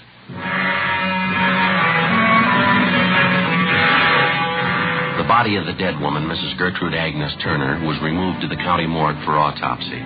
Ben and I filled out the 311 form, the dead body report, and filed it, pending the outcome of the autopsy. A couple of Mr. Turner's friends who lived upstairs from him at the Blackwell Hotel agreed to look after the old man until he got over the shock of his wife's sudden death. 7:45 the next morning, I checked in for work as usual. Morning, Joe. Morning. What do you know? Not much. Pretty slow. How about the Turner woman? No word on the autopsy, huh? No, coroner hasn't called yet. Have you got any smokes? I left the house in a hurry this morning and forgot everything. Yeah. Right here. Oh, thanks. Here. Thanks.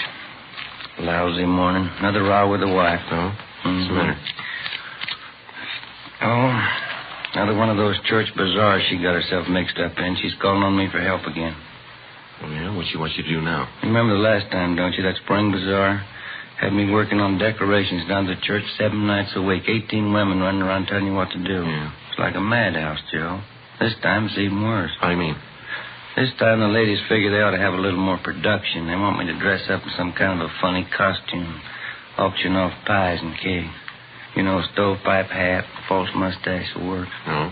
You turned them down, huh? You won't do it, will you? Well, not exactly. Wife kicked up such a row, I guess I'll end up doing it. Got an idea, though. Uh-huh. Wouldn't be so bad if I had somebody to work with me. You wouldn't like to help me out, would you, Joe? Well, I'll tell you, I'm going to be a little busy, Ben, but if I get a chance, I'll drop out to see you, though. I get it. Yeah. Homicide Friday. Oh, yeah. How's that? All right. Yeah. Okay, we'll be right over. Was Doc Cephalou over at the morgue about Miss Turner?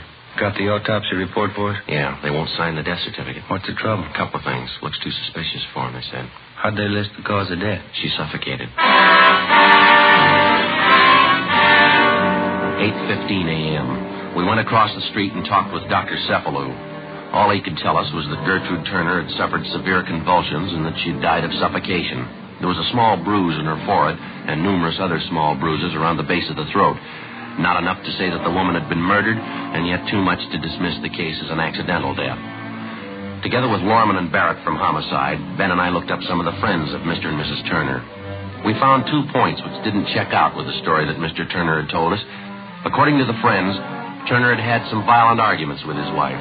On at least one occasion, he'd struck her. And secondly, the dead woman did have a gentleman friend in the neighborhood, but his conduct with her had been above question. It was strictly friendship. We decided to take it from there. We went back to the Blackwell Hotel and found Mr. Turner in his room. He was wrapping up some of his wife's personal effects and packing them in corrugated boxes. We told him about the coroner's report.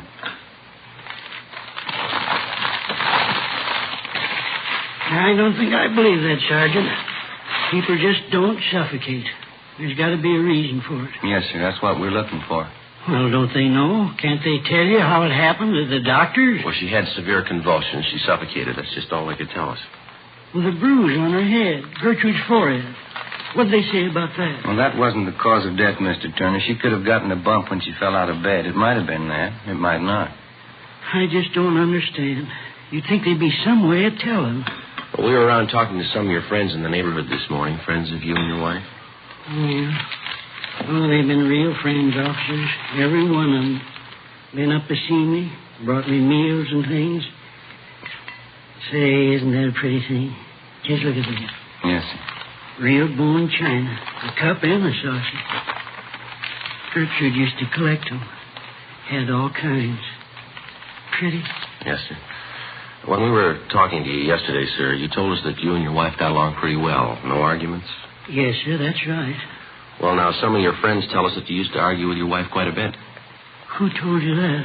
Some of your friends here in the neighborhood. Is that true? Oh, when we first got married, Gertrude and I guess we had a few spats. No different than other people. Getting used to each other, things like that, you know. Mm-hmm. Well, did you ever strike your wife, Mr. Turner? Why do you ask that? Routine question. Did you ever strike your wife, Mr. Turner? Yes.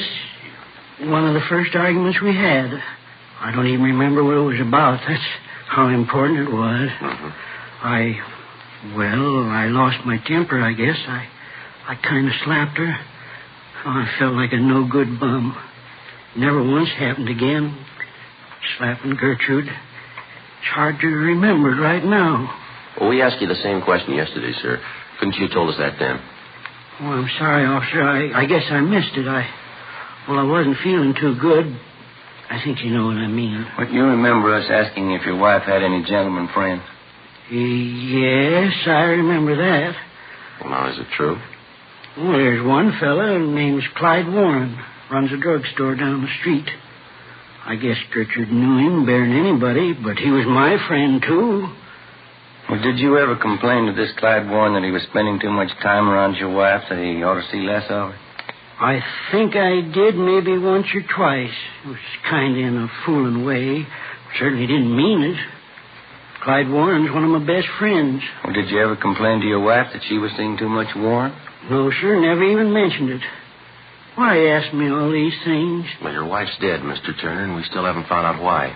But you asked me questions like I had something to do with it. Well, you were the last one to see her alive, sir. You were alone with her in this room the night she died. You think I killed Gertrude? Is that it? You think I killed my own wife? No, sir, we didn't say anyone killed her. You think I killed my own wife? You think I killed her? Well, did you kill her, Mr. Turner? You know I didn't kill Gertrude. You know I didn't do that. I'm sorry, sir. There's not much else we can do now. What do you mean? Coroner found a series of bruises on the body, right around here, base of the neck. We know she died of suffocation. The two things seem to fit pretty well. I don't know what you mean. I didn't see any bruises, not on her neck. I don't know what you mean. Well, I'll take you downtown, sir. You can call your lawyer now if you like. I don't have a lawyer. Why are you taking me downtown? No alternative. We're going to have to book you. How's that? Suspicion of murder. 10:25 a.m. Before we booked him at the main jail, Mr. Turner asked us if we'd get off a telegram to his sister-in-law, Mrs. Helen Raymond, in Fort Wayne, Indiana, informing her of what had happened. We told him we would, and we did. We booked him in on suspicion of 187 PC, and then we checked back in at the office. We put in a call to the insurance company that held a policy on Mrs. Turner. Yes, sir. Gertrude Agnes Turner. Mm-hmm. What was that? All right. Right. Thank you, sir. Goodbye. What'd they have to say? Mrs. Turner had 3 different policies on her life, total of $5,000. Mr. Turner's a beneficiary on all 3. Well, that'll do for a motive. And something else here. Yeah. Newest policy is for $1,000, industrial policy. When was it taken out? 3 weeks ago.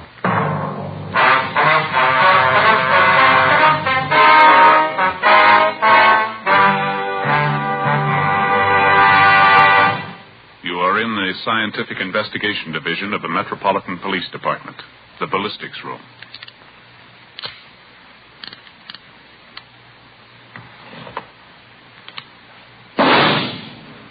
You have just heard a test bullet fired from a .38 caliber revolver found in the possession of a suspect. The test slug is removed from the ballistics box and compared with the slug found at the scene of the crime. There they are. Side by side, they look alike, but examination will prove a world of difference. You'll find the same is true when you compare king-size cigarettes. Fatimas are the same length as any other king-size cigarette, 85 millimeters. Fatima has the same circumference, 1 1/64 inches around. And Fatima filters the smoke exactly the same long distance as other king-size cigarettes. But in Fatima, the difference is quality. Fatima gives you extra mildness, a much different, much better flavor and aroma. You get all the advantages of extra length, plus Fatima quality, which no other king-size cigarette has. So compare Fatima yourself. Your first puff will tell you, Ah, that's different. Yes, in Fatima, the difference is quality. Buy Fatima. Best of all long cigarettes.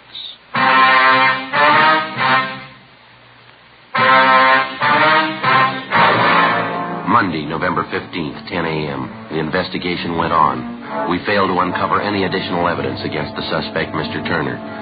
We had 3 main points against the man. The recently issued insurance policy on his wife for $1,000, the fact that he had fought with his wife and struck her on several occasions, and the series of bruises which had been discovered at the base of the dead woman's neck. Well, as it stood, we weren't too sure that the case would hold up in court. Ben was less sure that the old man was actually responsible for the death of his wife. We figured if Turner was guilty, we might try to impress him with the evidence against him and attempt to get a confession. Monday, 1 p.m., we went over to the main jail to interrogate the suspect.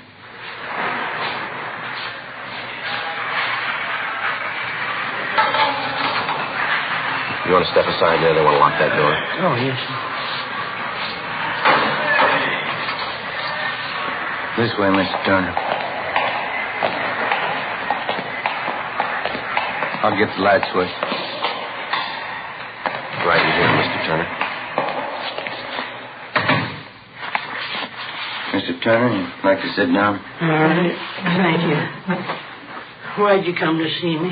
Have you found out something? We've been checking a little bit further into the case, Mr. Turner. We got a few more questions for you, if you don't mind. Did you send the message to my sister-in-law, Mrs. Raymond, the one I asked you to send? Yes, sir. We took care of it. You got the address right, didn't you? Fort Wayne, Indiana? That's right. Just sent a telegram, told her all about it. That was 2 days ago. She should have gotten it by now. I haven't heard a word from her. Are you sure she got the telegram all right? Pretty sure. We'll check on it when we get back to the office. A few things we got here that you might like to know about, sir. Maybe you can help clear them up for us. What's that, officer?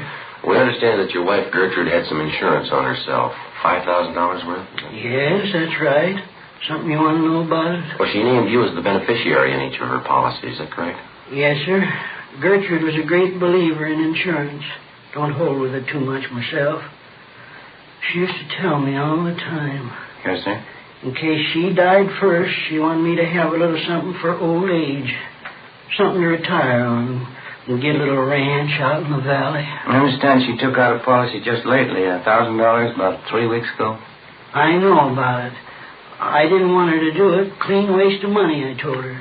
Payments were pretty steep. Well, sir, is there anybody who can back that up?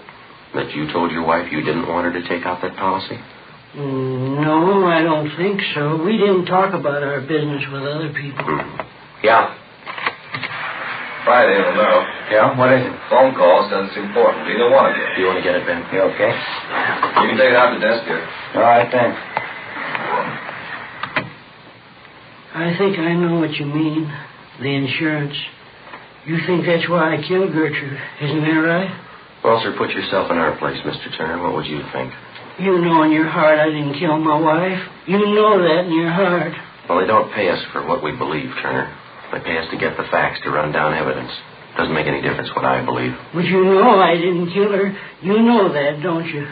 Well, sir, I know we asked you if you ever argued with your wife, and you told us no. We found out you beat her up a couple of times. We asked you if she was friendly with any of the men in the neighborhood. You told us no. We found one. We asked you about the bruises the coroner found on her neck. You don't know. You can't explain them. We asked you if your wife had been ill, if she had any sickness, to explain her dying the way she did, and you said no. We asked you about the insurance. You can't explain that either. 3 weeks before she dies, she takes out $1,000 on her life. She dies in the same room with you, and you don't know how or why. Now, you tell me, mister, what are we supposed to believe? I didn't kill her. Somebody has to believe it. Somebody. I didn't kill her. Joe, see you a minute? Yeah.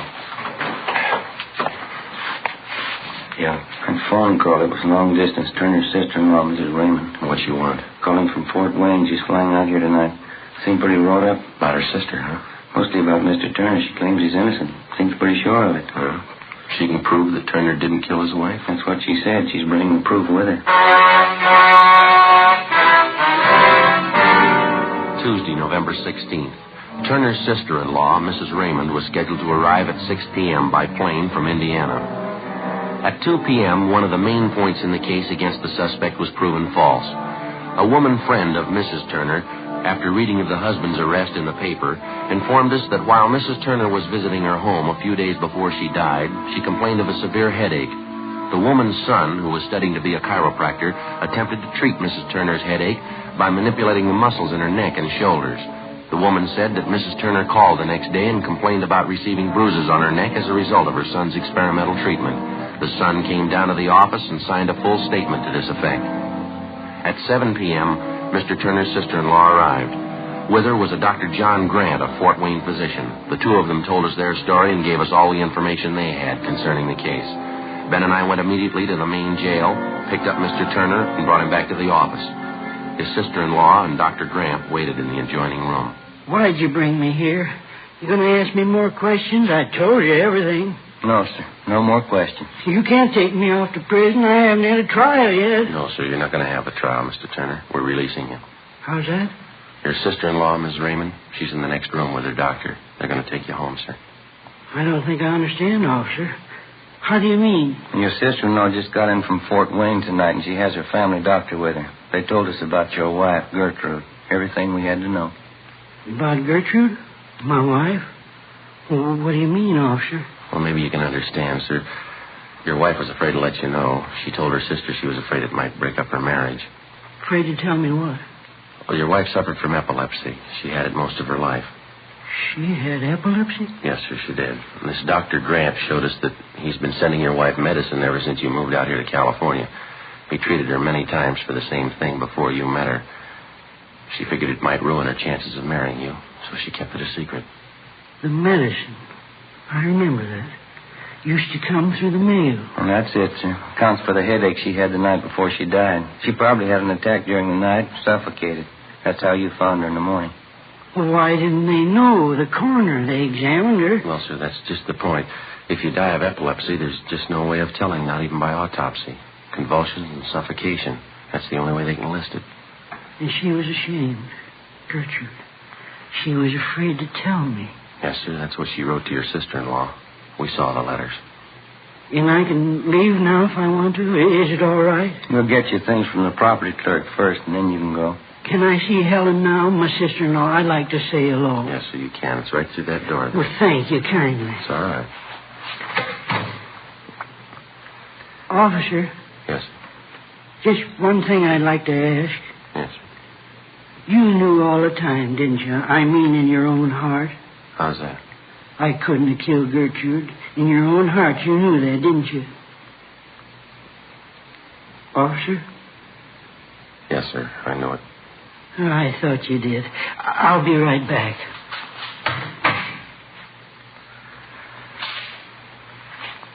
Joe? Huh? I wouldn't worry about him. What's that? We'll call it a white lie.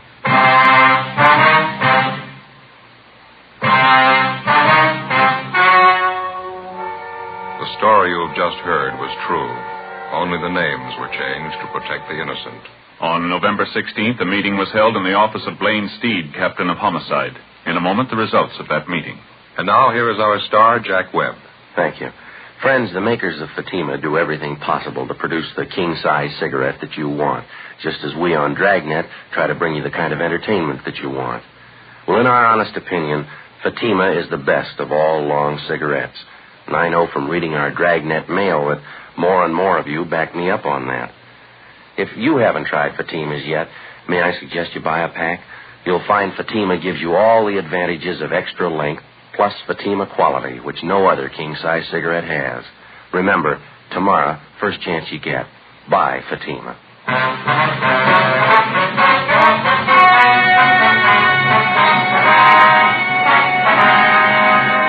The death of Gertrude Agnes Turner was proved beyond a doubt to be due to natural causes. A 9.10 report was made which completely exonerated the husband of the dead woman.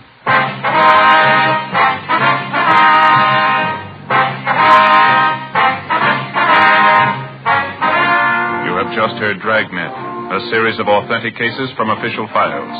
Technical advice comes from the Office of Chief of Police W.H. Parker, Los Angeles Police Department. Stay tuned for Counter Spy next over most NBC stations.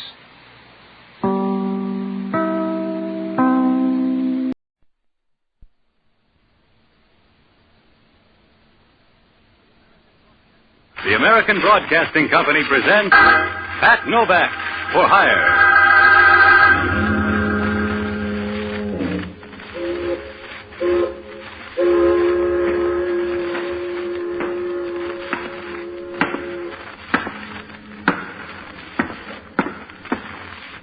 Sure, I'm Pat Novak. For hire.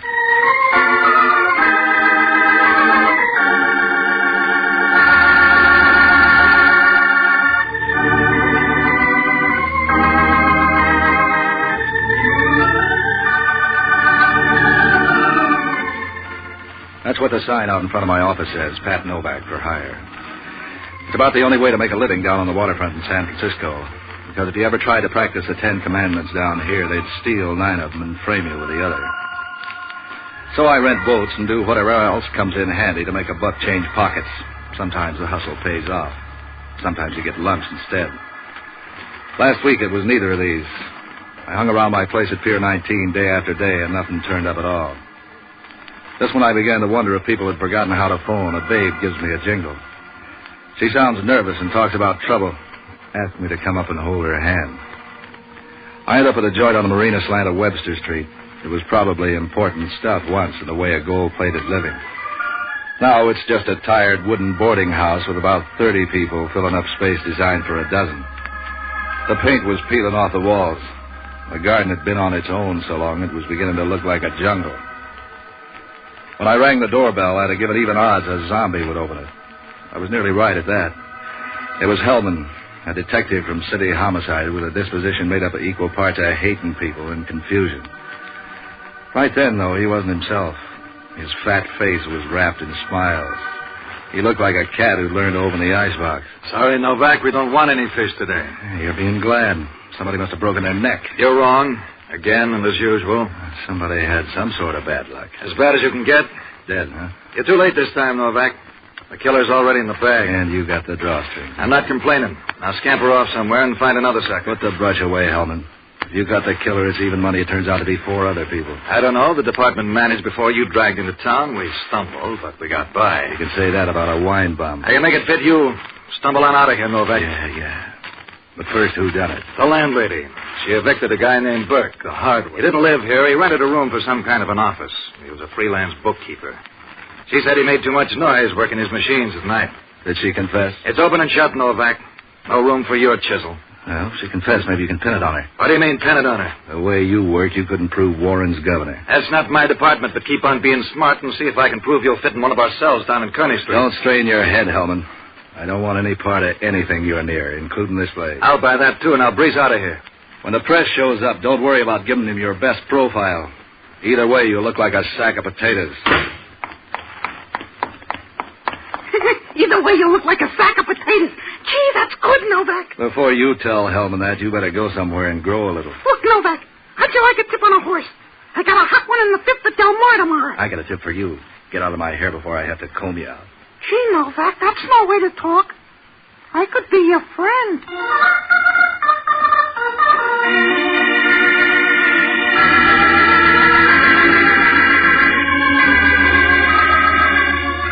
The guy was small, even for a midget. Since the rooming house was so full of interesting people, I decided I didn't want to go away after all. So I went back up the steps. Was just going to try my luck when the door opens from inside. The guy with the welcome is either middle-aged or he's done a lot of careful living. His face is as smooth and as neat as a barrel full of apples. You notice it because he acts like he forgot his face when he went into his act. The rest of him is as mysterious as an attic in a B horror picture. I didn't need any puzzles right then, so I started to brush him off. Especially when I noticed the suit. It was so ragged it looked like he was made up to put the bum on the town. But then I decided to play it for the laughs. How would you like to make some heavy money in a hurry? I quit buying oil wells. I'm not fooling, would you? Who are you? Name's Jack Lansome. I'm Burke's assistant, who used to be. Yeah, he looks like quick, easy money. For an undertaker. For you, too. Sure. Why not? And how? Burke has some papers in his home safe that I don't want pawed over by any flatfoot snooper. They're my papers. Burke just kept them there for me. I want you to get them. I don't see any splints on your leg. I can walk, but I can't leave. Hellman's going to question all the tenants. So what do I do? Go to this address. It's on Nob Hill. Here are the keys. It's a wall safe, not a combination. Just 2 locks you have to open at the same time. The papers are in a sealed envelope marked Lansome Private. Get it and bring it here. I don't know. When a guy dies, the feds move in. They'll want to list his stuff for taxes. These aren't financial papers. They're just some private letters and things. I don't like flirting with the FBI. How would you like to flirt with $1,000? If the stuff's worth that much, it must be hot. I need those papers. Do you get them for me, or do I phone somebody else? I could change my mind. Here's $100. There's 900 more when the stuff's in my hands. You had me fooled there. You don't dress to fit this kind of dough. So I save my money.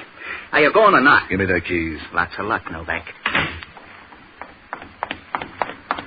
Hey, Novak, wait a minute. About that horse. Go get a glass of water and drown yourself.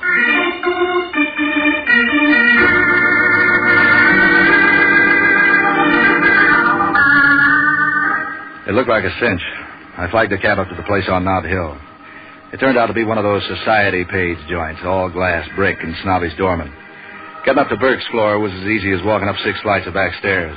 The hall was empty and the key fitted. It was all so easy I began to get nervous. And you would, too, if you walked in on her that way. She was a toy-sized brunette with a perfect kind of face that could mean anything from nice people to quick death. She was smooth and beautiful. As you could say that about a whirlpool. If my breaking in bothered her, you'd never guess it from looking. Oh, hello. Toss your hat on a chair. I've been working the wrong districts. I'm glad you're here. Why, for instance? Girl gets lonely in a place like this. Berkey's out, and I don't know when he'll get back. You forgot something there. Folks call me Blanche. What's your name, friend? Pat Novak. You go with the lease? I'm, in and out. Berkey doesn't like me to tell it, though, but everybody knows it, so, what kind of secret's that? Didn't I surprise you when I walked in like that? Berkey has a lot of friends. They come and go. I'm used to it. For a bookkeeper, Berkey does all right. He's, good at figures, don't you think? If he had my account, I'd be nervous. Don't you know? He just came into a lot of money. I'll bet that's a comfort to his client. Oh, to me, too. Have a cigarette. There's some in the box there on the coffee table. These are cigars. Oh? Oh, yeah, well, I have some in my purse. Never mind. I'll settle for a drink. Okay. What'll it be? What do you got?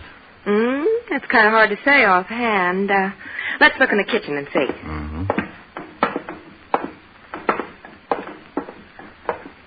It ought to be up here. But it isn't. I knew a girl that way once. Berkey must have moved the bottles. Look around. Try those cabinets. Oh, I'll get there. Hey, wait a minute. Take it easy. What's the matter? Jumpy? Good evening, Miss. Is Mr. Novak in? Yeah, I'm in. You and your horse are both out. But Mr. Novak, it's a good horse. You always come in crowds? That's Pinky. He's been on my tail all night. Aren't you curious about why I'm here? You must be a friend of Burke's. Would it matter? What do you mean? When you get tired of playing with those doors, let's admit you don't know where Burke keeps his goods. You don't know where he keeps his cigarettes. You don't know anything about the place because this is the first time you've been here. You're acting like a detective. Put it down, I'm just curious. And you can still fill in my question. Why not say I, wandered into the wrong apartment? You don't seem anxious to get out. Maybe I like the company here. Come on in the living room. He probably has the liquor in there. That isn't what you were after.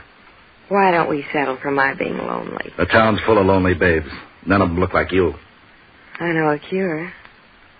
Do you? Let me guess. Well, I guess when you can be sure. Like this. Now I know. Fill me in on the rest of your visit. I'm busy. Or, I could be. All right, let's close the post office. Did you get the papers? I could sulk. Men don't usually treat me that way. They'd live longer if they did. Look, baby, I'm not swinging any bats until I know who's pitching. Do you give with where you fit in, or do I have to bend it out of you? You know, I think I could like you. The dame gets tired of men she can twist around her fingers. Yeah, sure. I'm fascinating. Give. Don't flex your muscles. I'll tell you. Denver Red sent me. You're sure it wasn't Pittsburgh Pete or Chicago Clark? He's real. If you aren't too particular about what you call a man. He owns a nightclub called the Knife and Fork out on Geary Street. Then what? He sent me to get some papers Burke has hidden around the place. A small envelope. Did you find it? Sure. Here it is. You want it? You give up easy. I don't have to do this sort of thing to get along. I told Red that. What else are you going to tell him? I'll tell him you took the papers away from me. Unless you got a better idea. Put down your flaps, sister. What if I didn't go back to him? What if I went with you? I don't like your recommendations. Don't worry. I won't pretend I wouldn't drop you as soon as I found a better man. What do you want? Eternity? I haven't got time for that. All right, sucker. So, I'll go back to Red. He tears telephone books in half and things like that, so, watch him. I'll try to manage. Oh, here's the booze. Let's drink to something or other. Why not? You sure you won't change your mind? About anything? Why don't you leave me your phone number? I got a better idea. Sucker.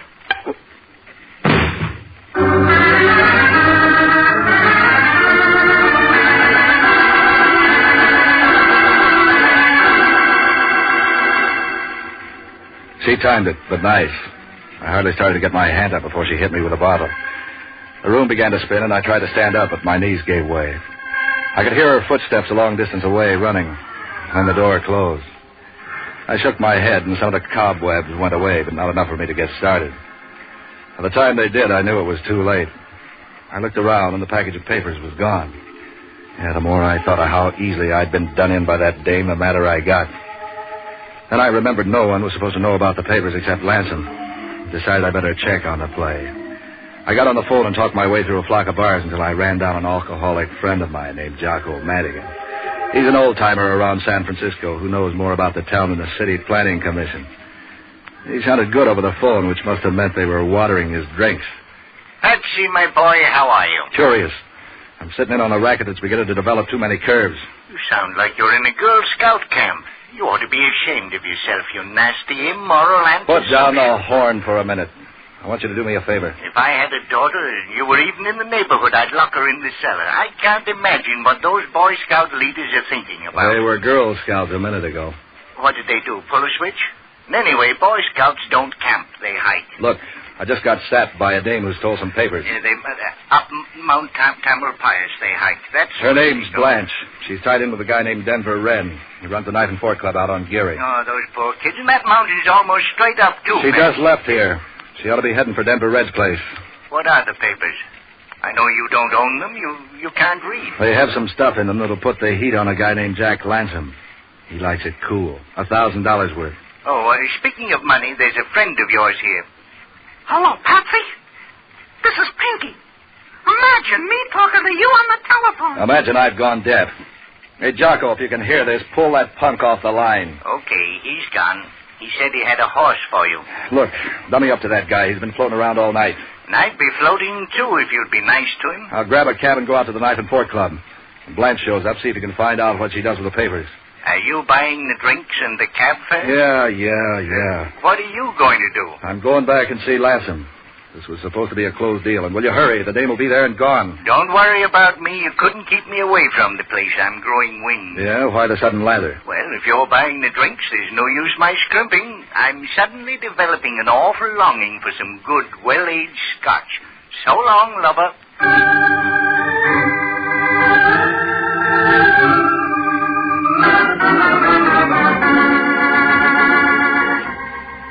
I ducked out of the place and started along the street looking for a cab. It was growing foggy, and I couldn't see very well. In fact, I could see so little I didn't notice the car drive up. But I could hear the driver all right. All right, Bub, inside the car. Hey, you must not like arguments. Don't think it won't shoot either. Get in.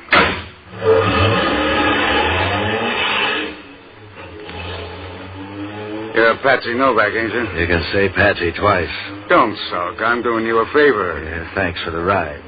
I'm Reynolds. Gong Reynolds. Ever hear of me? Yeah. You sell pipe dreams. If you know that much, you know that shoveling the snow ain't no job for a preacher. So you're tough. Then what? And you give me Burke's little envelope. What is this, a mass meeting?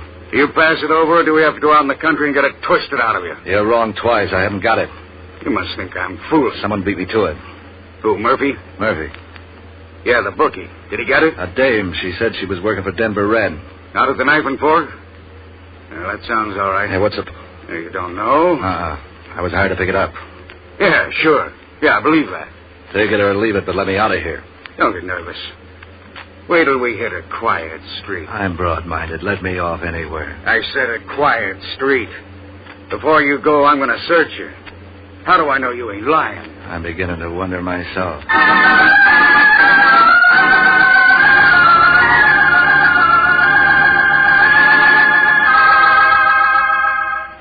Reynolds was a nice guy for an opium peddler. No bumps, no scars. He even dropped me near a car line. Pretty soon I began to breathe regularly again and headed back to the place on Webster Street. The house was dark except for a light in one of the upstairs windows. Just as I was leaning on the bell, I hear someone coming up the steps behind me. I wish you'd stay put, Mr. Novak. Now, about that horse. He's a beautiful animal. Affectionate. Look, I'm tired of this shadow act. What's your pitch? Straight over the plate, Novak. I'm doing you a favor. Someday I may need one from you. I'm far-sighted. Well, I'm nearsighted. Come here. Come Light up and be somebody. What's your racket? Put me down, Novak. I got connections. You can't scare me. I can try. Going in for kidnapping midgets, Novak? Put him down and come on in. I don't want to draw a crowd. Make this the last time I see you, Pinky, or I'll fix it so you wish you had. Who was that? I don't know. I'm beginning to get curious. Forget it. You got the envelope? No. Don't sound so cheerful. Why not? Somebody changed my mind. Too much competition. Keep it understandable. What do you mean? Every tough monkey in town is after those papers, and Denver Red has the inside track. Who else? Tell me about the others. Why didn't you tell me? I didn't know about them. I know how you feel. I didn't know a lot of things either, but I'm beginning to learn. Start talking. Burke used to keep books for a lot of guys around town. That's where he really got his money, covering up the racket profits from the revenue boys. Don't stop there. That's all I know. That's not enough. All right. I don't know, but I can guess. Burke must have photostats of some of the records and use them to blackmail the gangsters. So it's a free-for-all with me in the middle. I didn't know about it. Honest, I didn't. You didn't know, but I get slapped, sapped, and held up. Good for me. You say Denver Red got the papers? And he can have them. I'm bowing out. Your $100 is nothing, don't you see? Get the papers and we'll both be rich. Richer than anyone in town. No dice. You want them, you get them. I'll give you $5,000. How much down? Here's the rest of the $1,000 I promised you. Is that fair? Fair enough. We're going to be rich, you hear? Rich. Yeah. The richest men in the cemetery.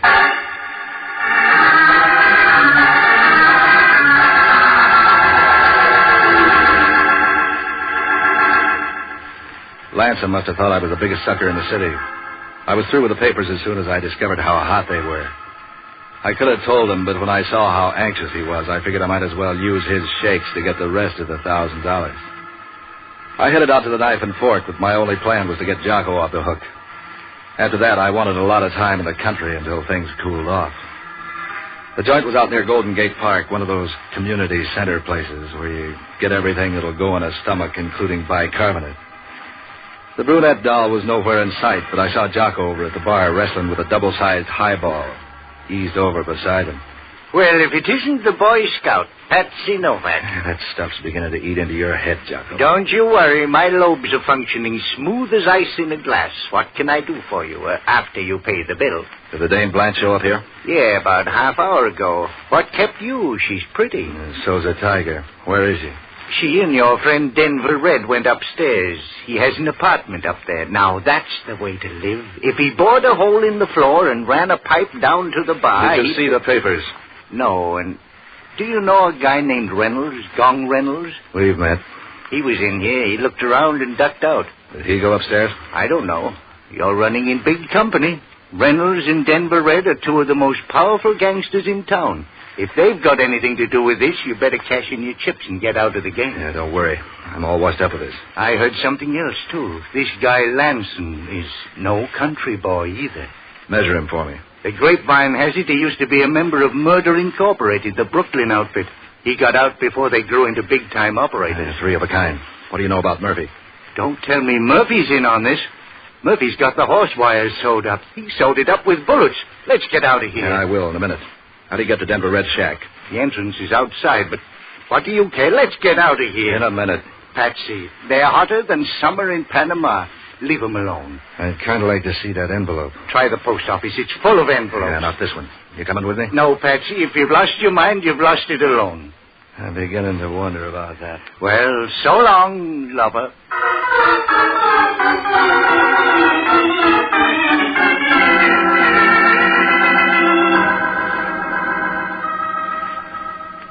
I worked out of the place without causing any fuss. Eased into the apartment entrance. The place was quiet. It was so quiet you could hear me breathing as I worked my way up the stairs. There was a carpet in the halls, but even then I was careful. I listened at the door, and there wasn't a sound inside. After a while, I tried the knob. The door opened. With the fog outside, you could barely make out anything in the place. Something told me to back out and forget it. There was something I wanted to know. I held my breath and listened. All I could hear was the jukebox faintly from the cafe below. And I felt for the light switch. Don't move. You're covered.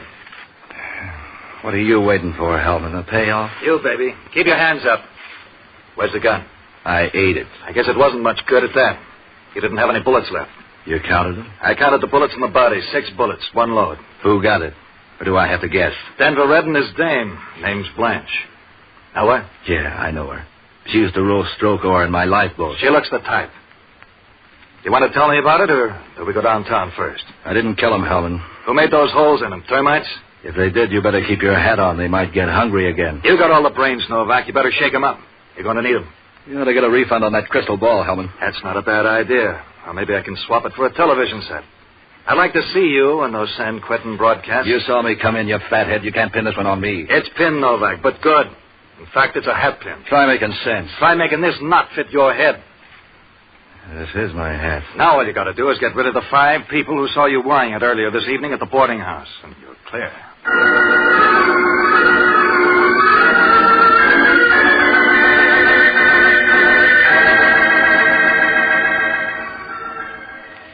We were halfway down to the Hall of Justice before I could talk Hellman into giving me another chance. Murphy was really the one who cinched it. I picked him up by phone at one of his bookie joints with Hellman listening in on an extension. Yeah, it was short and sweet. Novak? Yeah, I've heard the name. What's it you knew? This may not be my business, but I got a good reason for wanting to know. Spread it out, Novak. I got work to do. Did you get a phone call tonight about an envelope with some photostatic copies of a bunch of records? What's it to you, Novak? You did then. Yeah, some nut, I guess. Didn't give his name. Town's full of them these days. He wouldn't be a nut if Burke had something on you. Hey, what is this? Burke's got nothing on me. I pay my taxes. What is this, Novak? Some new form of shakedown? Yeah, Murphy. But you're not up the tree. Thanks a lot. Yeah, it could fit. Do I get a chance to prove it? I can't let you go, Novak. But what if I should bend over for a minute to pick up this pencil and the door open and all? Try it and see, Hellman. Just once.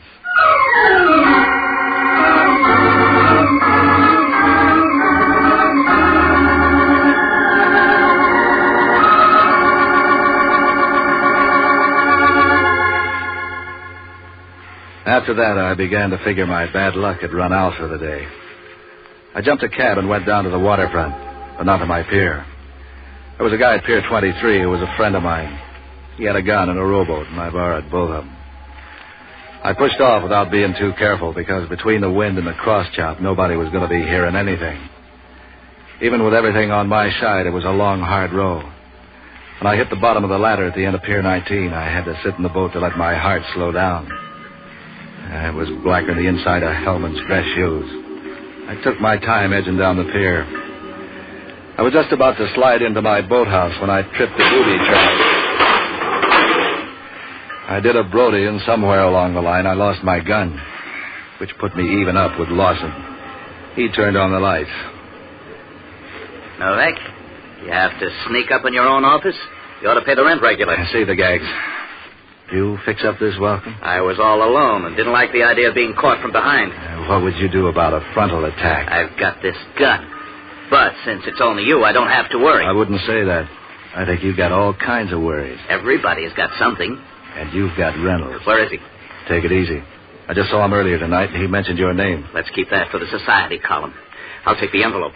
I didn't get it for the simple reason that there isn't any envelope. That fall on the head make it soft? You told me you saw it. Nothing important. Just some regular business letters. Nothing that'd stand up in court. I still don't understand this. You don't make sense. And I don't make dough either. I don't have the envelope. Or do you want to search me? I'm not getting that close to you. You're going off on some tangent that I don't understand. So we'll just sit and wait till you get ready. Or until Reynolds gets here. That's supposed to scare me? Look at it this way. You don't mind if I talk? I can listen. No, you sit there, with your back to the door. That's right. Now, just warm the place up by closing the door. Now, you were saying? Suppose that the envelope was a phony. After I am on my way, you call up all the big-time hoods in town and tip them off. Now, tell me why. The boys start pouring out of the woodwork to give me the business. The ones who chase me are the boys on Burke's list. Then you could pick up where he left off. I'm not boring you, am I? Not at all. Go on. Everything was as cozy as an upper berth until Denver Red gets his girl into Burke's place before I make it. You're everything but consistent. Now you'll be trying to tag me with the stiffs down at the Knife and Fork. Thanks for the cue. You knew that if Denver Red spotted the envelope for a phony, the news would be all over town and your racket would be kaput, so you killed him. Nice figuring. You should have been a bookkeeper, too. You even told me to come down here so you could kill me if that planted hat didn't frame for the cops. I hate to disappoint you. So, since you know everything else, you might as well know the caliber of this gun. See? I've looked into things like that before. Everything has to end sometime, so... Don't touch that phone. I ordered that call, just in case. I said don't touch it. You'll be hearing worse bells than that if you don't let me answer it. Okay, but watch your language. Novak speaking. For a minute I thought you was out. You're the hardest man to get hold of. But I guess it's because you're a busy guy. Well, say something. That's right, Reynolds. Huh? This is Pinky, Mr. Novak, remember? Pinky Punk. What a name. That's up to you, Reynolds. What's he saying? You want to talk to him? You still there, Mr. Novak? And Mr. Novak... Give me that phone. Now, look, Reynolds. I'm not taking any talk off you. You pay up or else... You dropped something, Mr. Novak? Yeah. How about that horse? You want to get onto him? I think I can toss a sawbuck into his feed bag. Oh, gee, Mr. Novak, you'll never regret it. Okay, Pinky. Who's the goat? Pinky, I said, what's his name? Gee, Mr. Novak. What do you know? I forgot.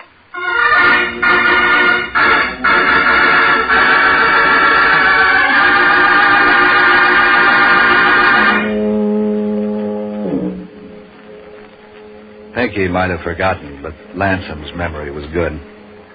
I handcuffed him to the chair and told him Reynolds would be down in a half an hour.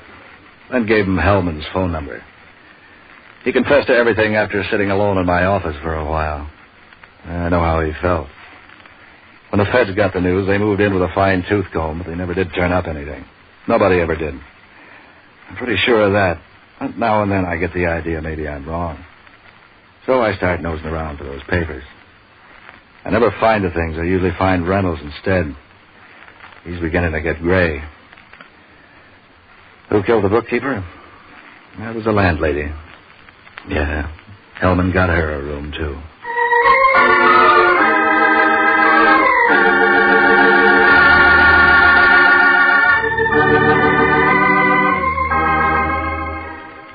Heard on tonight's presentation were Ben Morris as Novak, John Galbraith as Inspector Hellman, Jack Lewis as Jocko, and Mary Milford as Blanche, with Herb Ellis, Jerry Zinneman, Kurt Martell, and Dick Ellers. Special music by Otto Clare. Listen again next week at this same time when over most of these stations, the American Broadcasting Company presents Pat Novak for Hire. This is ABC, the American Broadcasting Company.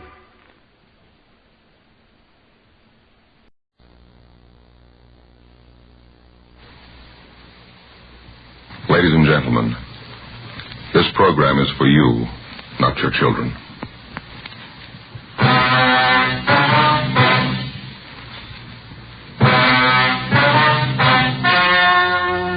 The story story you are about to hear is true.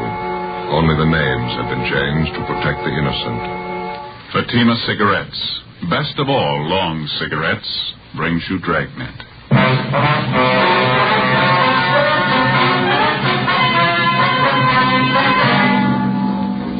You're a detective sergeant. You're assigned to homicide detail. A woman and her 2-year-old child disappears suddenly. There's no apparent reason for it. 5 days pass. No trace of them. Your job? Find them. Webster's Dictionary. Definition of the word compare. Compare. Examine for purpose of discovering resemblance or difference. Now, let's compare Fatima with any other king-size cigarette. The resemblance. Fatimas are the same length as other king-size cigarettes, 85 millimeters.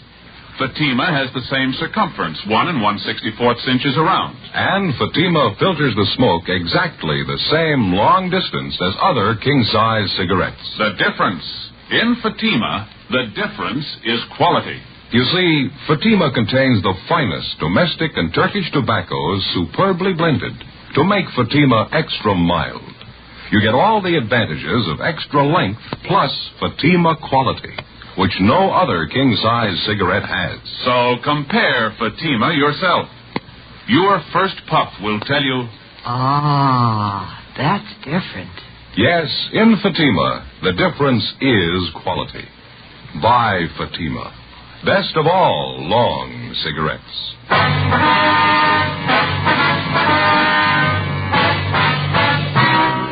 Dragnet, the documented drama of an actual crime.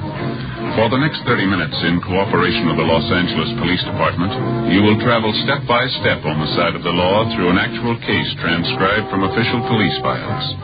From beginning to end, from crime to punishment, Dragnet is the story of your police force in action. It was Tuesday, April 20th. It was overcast in Los Angeles.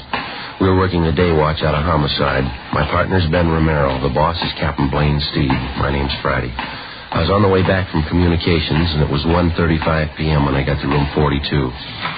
Homicide. Hi, Joe. What's doing? Oh, not much, Mac. Where'd Ben go? Inside, Captain's office. Be right back. Oh, thank you. Keeping you busy? Oh, about the same. A little hectic around the house, though.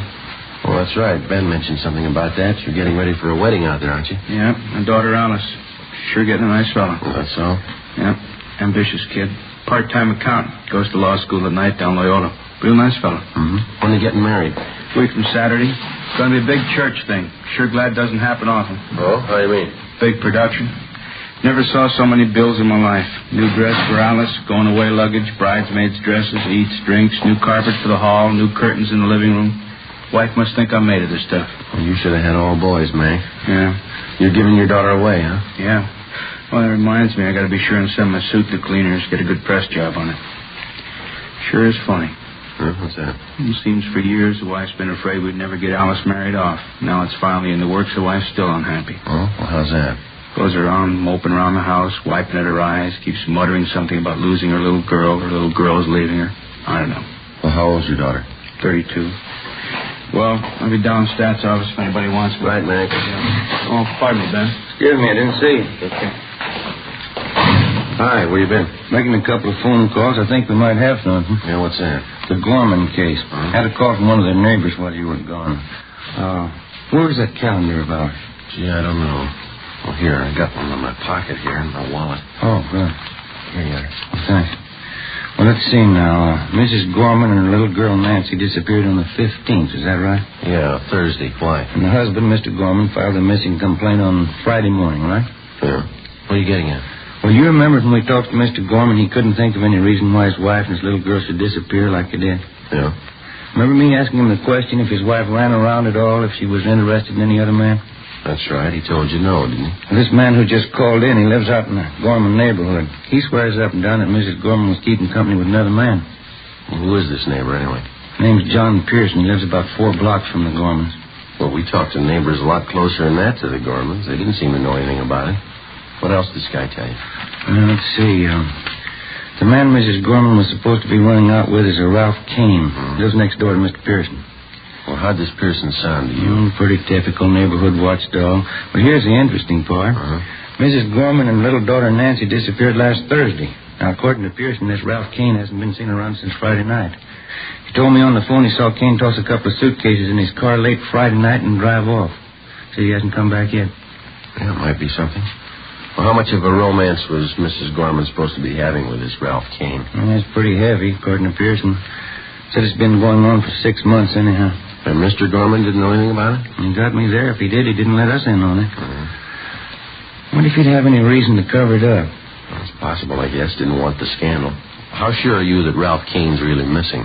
Might be just off on a weekend. Huh? No, I checked the place he worked. He's a printer. Didn't show up for work Monday. Didn't show up today either. No message, no excuse? Nothing. I called a friend of Kane's that Pearson knew about. Friend doesn't know where he's gone. Well, I guess we better get on it. It's the first decent lead in 5 days. Huh? Yeah. Just thinking, Joe. Neighbors like Pearson.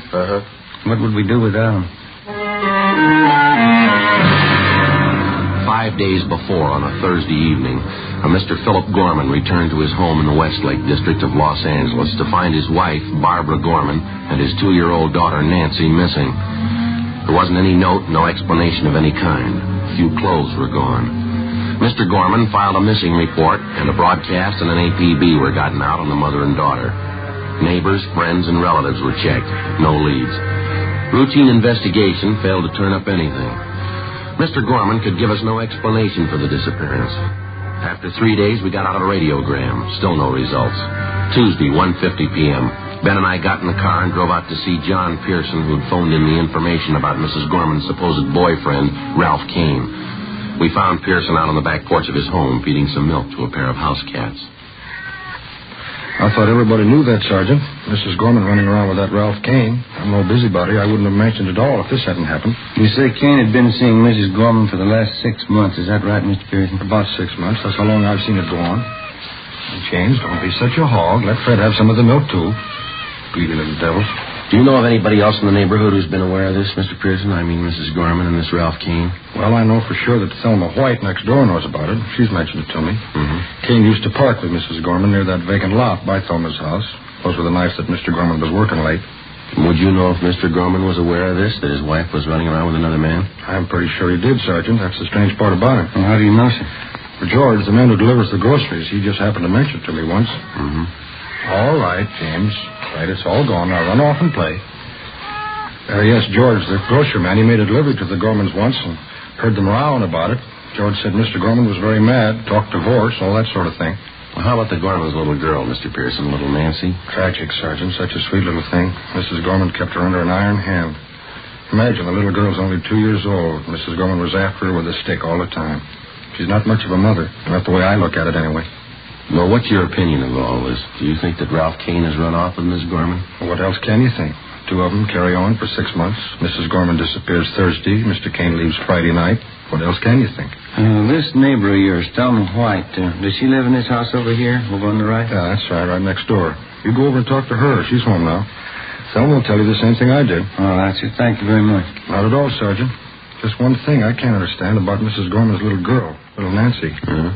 Can't quite understand why she's gone. Doesn't seem to fit somehow. How do you mean? If you're going to run off with a man, you don't take your family along. 2:15 p.m. We went next door and talked with the neighbor, Thelma White. She told us the same story as Pearson. From the 2 of them, we got the description. DMV furnished us with the license number of Ralph Kane's car. We checked further with Kane's friends, relatives, and his landlady. No one had seen or heard from him since late Friday. We searched the duplex where he lived. No leads. We went back to the office and checked Kane through R&I. He had 1 arrest for petty theft. We got out a broadcast and an APB on him. Well, that night, Ben and I drove out to see the husband and father of the missing woman and youngster, Philip Gorman. He was employed as a groundskeeper at one of the baseball parks in the city. Pretty fair turnout tonight, huh? Yeah. Weather's cleared up a little. Probably helped, huh? Where's the groundskeeper shack? Down at the end there? Yeah, you can't see it from here. It's just below the end of the bleachers there. Wow. You come out here very often? Not as often as I'd like to. It's down this way. Okay. Watch your step there, Joe. Is a mud puddle? Yeah, I see it. Sorry, you'll have to get back in the stands. You're not allowed down this end. Hurry, Mr. Gorman. Fighting Romero. You remember that? Yeah, sure. I didn't recognize you for a minute. You got a few minutes, Mr. Gorman? We'd like to talk to you if we could. Well, sure, right now, if you want. You found out something about the wife, little girl? No, sir, nothing definite. Got a few questions we'd like to ask you. Well, that's fine with me. I got nothing to do for a couple more innings. What's it all about? Well, when we talked to you at your house the other day, Gorman, you remember me asking if you could think of any reason why your wife and your little girl should disappear like you did? Yeah, I remember. There's nothing I can think of, Sergeant. Do you recall us asking you if your wife might have been interested in some other man, somebody she might go off with? Yeah, I remember all that. I told you I didn't think that was it. Now, look, if you know something and you're not telling us because you don't want the scandal, you can forget that, Gorman, because whatever you tell us is in strict confidence, you know. I don't know what you mean, Sergeant. I told you everything I know. Well, we'll be honest with you, Gorman. We think you're trying to cover up. Well, that's not true. I don't have anything to cover up. We picked up some new information on your wife this afternoon. We hear she was pretty friendly with a man named Ralph Kane. Lives a few blocks from your house. We hear that you knew what was going on. You and your wife, Barbara, had a row. You talked divorce. How about it? Well, let's go inside the shack here, huh? Get away from some of this noise? Fine, sure.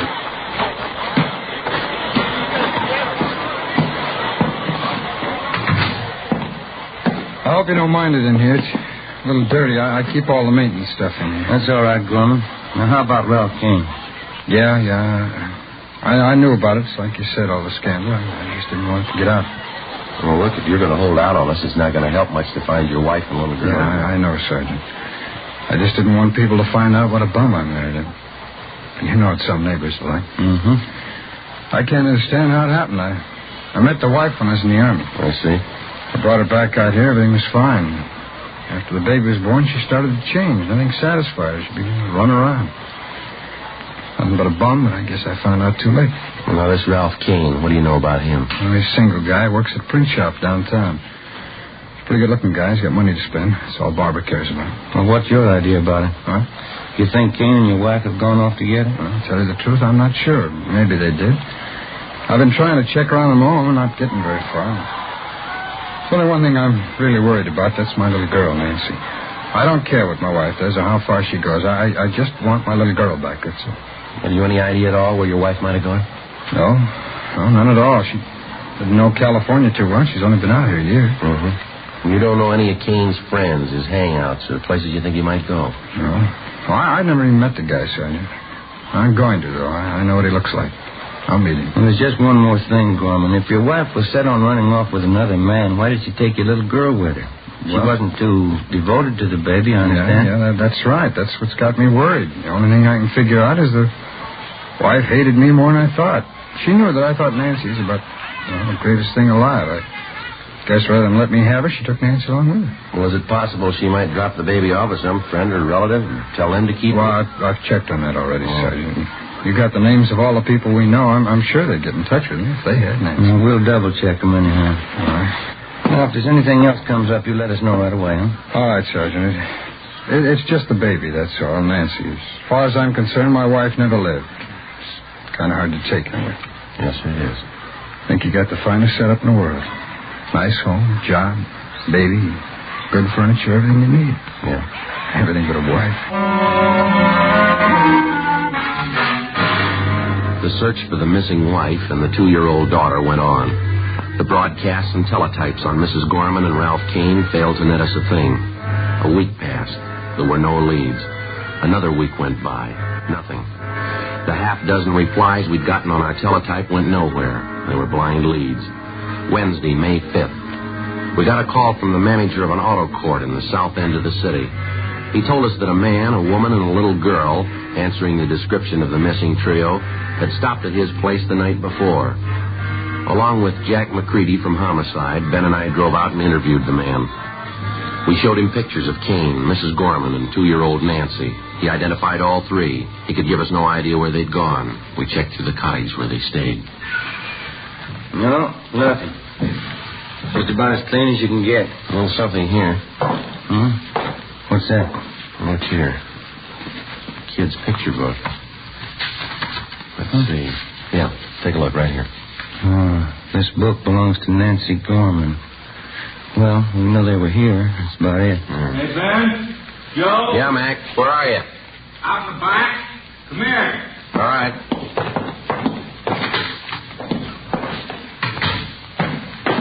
What have you got? Come here, have a look. Where'd you find that? Poking around this trash barrel here. Looks like part of a little girl's dress, huh? Yeah, there's not much there. Did you find the rest, Ellie? Well, that's all there is, just that little collar. Take a look here, Ben. The stains right here, over here, too. Yeah. What do you think? Mac, blood stains? I'd say so. We drove back to the office to the crime lab and had Lee Jones run the stains on the dress. He ran a benzodine test and then a biological precipitant. The stains were made by human blood. Well, it still didn't put us any closer to the missing child or her mother. The search went on. We redoubled our efforts. No luck. Another 10 days passed. We had a few more responses to our All Points bulletin, but none of them panned out. On May 16th, we got 2 more leads to check out. They went nowhere. We got back to the office a little after 6 p.m. Better call Mr. Gorman after we check in, huh? Keep him off our backs. Yeah, I hate to keep telling him the same thing. No word. Yeah. How about it? You call Gorman tonight, huh? All right. Matt, what's doing? Got something for you. Sheriff's substation called, East L.A. Now, what about? The Gorman case. They found him. Where? Another auto court right there in East L.A. Ralph Kane and Mrs. Gorman. They got them both under surveillance. How about the little girl, Nancy? Well, that's a hitch. Huh? No sign of her.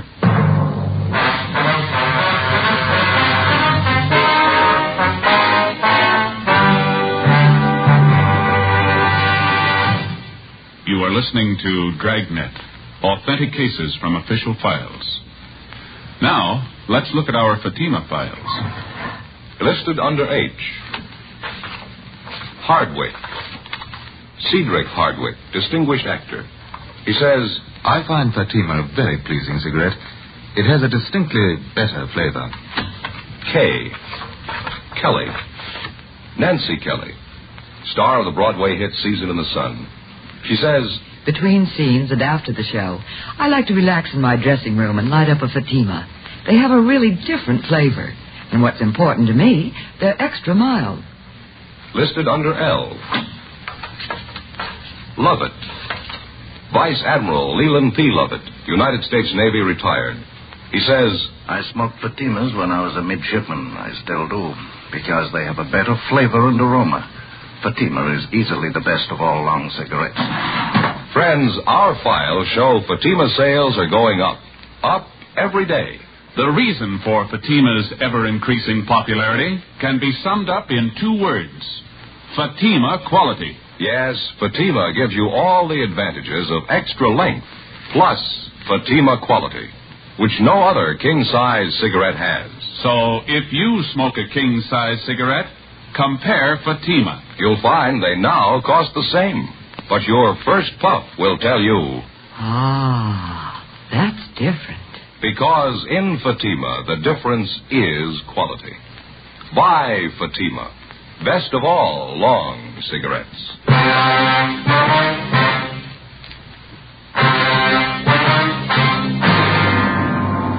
Saturday, May 16th, 9 p.m.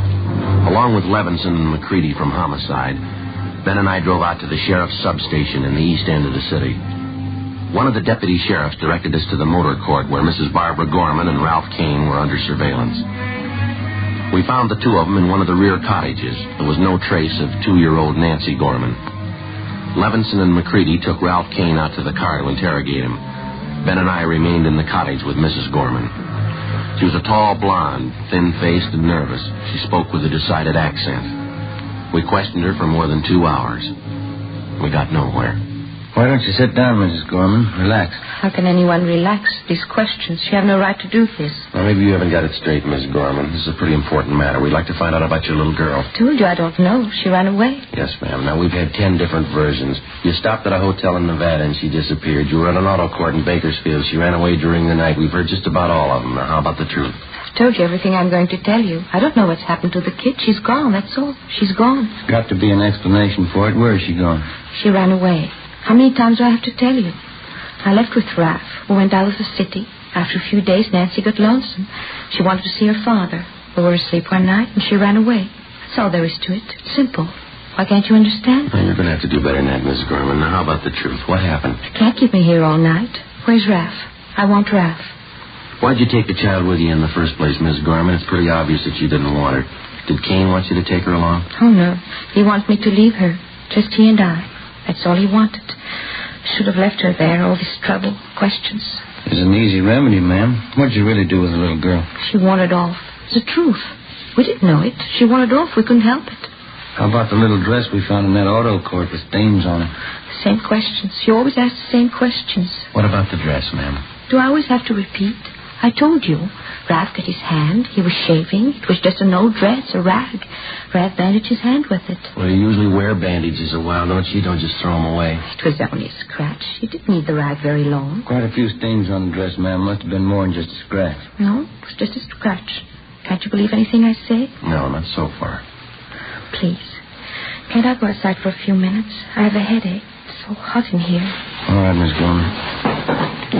Go ahead, ma'am. Yeah, thanks.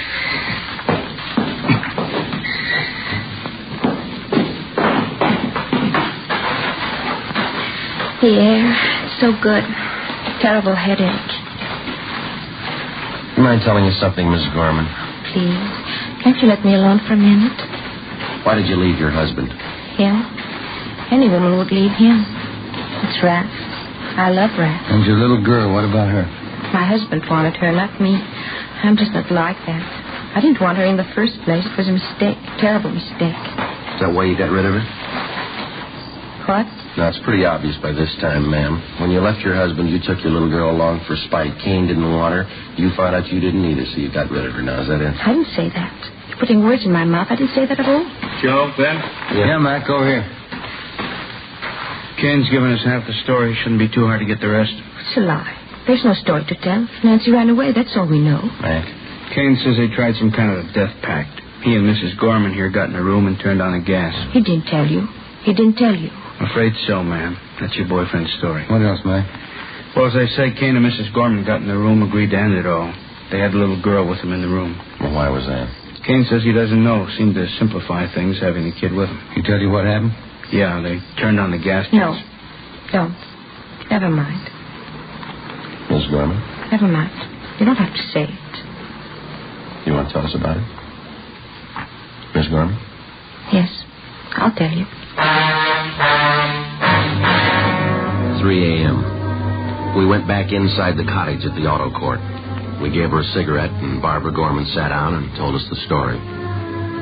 4 days after she'd left with her 2-year-old daughter and Ralph Kane, she knew she'd made a mistake. She admitted that she never should have taken the child. She said the little girl seemed to be in their way all the time.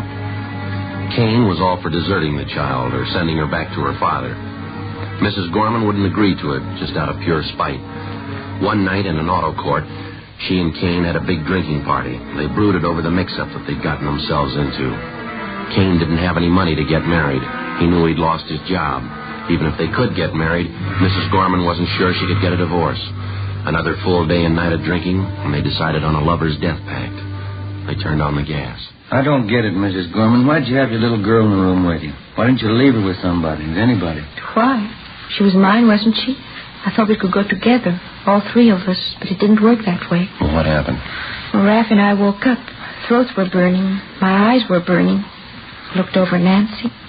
She wasn't moving. It was just like she was asleep. What'd you do then? We got in the car and left. We found a nice place in the desert. There were nice flowers there.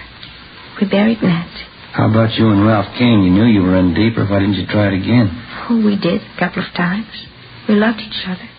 It's the only thing we could do, but every time we tried, we couldn't go through with it. We'd try. We never could finish it. Ralph got a job. We were going to buy a gun. Tomorrow, we'd try again. Can you show us where you buried your little girl? Yes. Place in the desert, out near Palm Springs. It was a nice place. There's lots of nice flowers around. You understand, don't you? We were in love, Raph and I. Yeah. My husband wouldn't understand. The way I loved Raph. It was everything. It was the whole world. Raph and I. I didn't mean it that way for Nancy. It was a mistake. You've got to understand I didn't mean it that way. That's the way it is. It doesn't matter. You can't hurt us, not Raph and I. You can't take away what we've got. You'll never take that away. All right. You want to get your coat? Yes. It doesn't matter what happens. It's for Raph. I don't care what they do. I'll keep on loving him. The same way I love him now. Doesn't matter. We'll pay for our mistakes. Yeah, lady. They're going to cost you. At 5 a.m., we put in a call for Lieutenant Lee Jones and the crime lab crew and the coroner. When they arrived at the auto court, we drove to the spot in the desert near Palm Springs where Ralph Kane and Mrs. Gorman pointed out the spot where they buried Nancy. The body was uncovered at the exact spot. It was taken back to town to the county morgue, where an autopsy was performed. Kane and Mrs. Gorman were booked on suspicion of murder. By 5 o'clock that afternoon, we had the results of the autopsy. Yeah, Doc. Uh-huh. Right. Thank you. Bye. What's the story, Mac? Not what we thought. How do you mean? I think Mrs. Gorman sold us a bill of goods. Little girl didn't die in a room full of gas. What'd the doc say? He found 2 bullet holes in the body. That night, after hours of interrogation, Ralph Kane and Mrs. Barbara Gorman both broke down and confessed that they'd killed the child in cold blood. They pleaded drunkenness, that they weren't responsible for their actions. They were returned to their cells and held without bail. The child's father, Philip Gorman, was notified. The following morning, Ben and I accompanied him to the county morgue. It's this way, Mr. Gorman. Oh, thanks. You sure you want to go through with it, sir? Mr. Gorman? Well, I might as well tell you the truth. I'm not sure I do. It isn't going to help much, Mr. Gorman. Believe me, it isn't. I just wanted to see you just once more. Yeah, well, it doesn't work out. Wouldn't be the same. Not the way you remember it. Just wanted to see. I just wanted to find out. What's that? About her mother, Ralph Kane. What is it that can make them do it? Little girl, she's only 2. What can make anybody do a thing like that? Your wife called it love.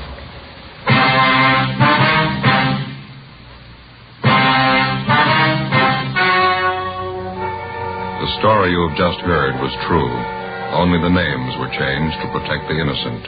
On September 10th, trial was held in Superior Court, Department 89, City and County of Los Angeles, State of California. In a moment, the results of that trial. And now, here is our star, Jack Webb.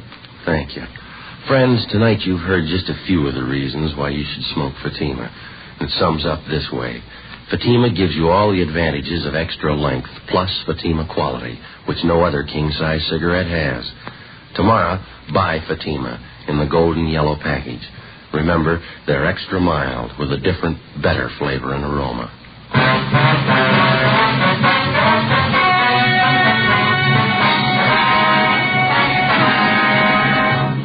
Mrs. Barbara Gorman and Ralph Donald Kane were tried and convicted in Superior Court of murder in the first degree. Mrs. Gorman was sentenced to life imprisonment. Kane received the death penalty. He was executed at the State Penitentiary, San Quentin, California.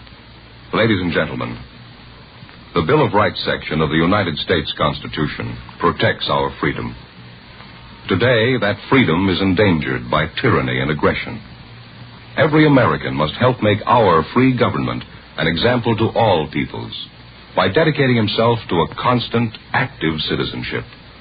Freedom needs you.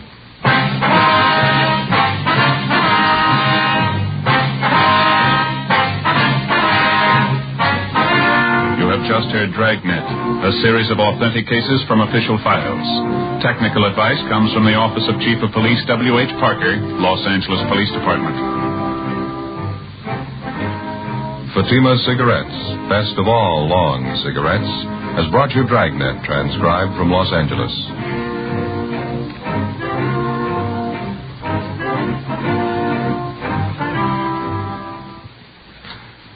Stay tuned for Counter Spy, next over most NBC stations.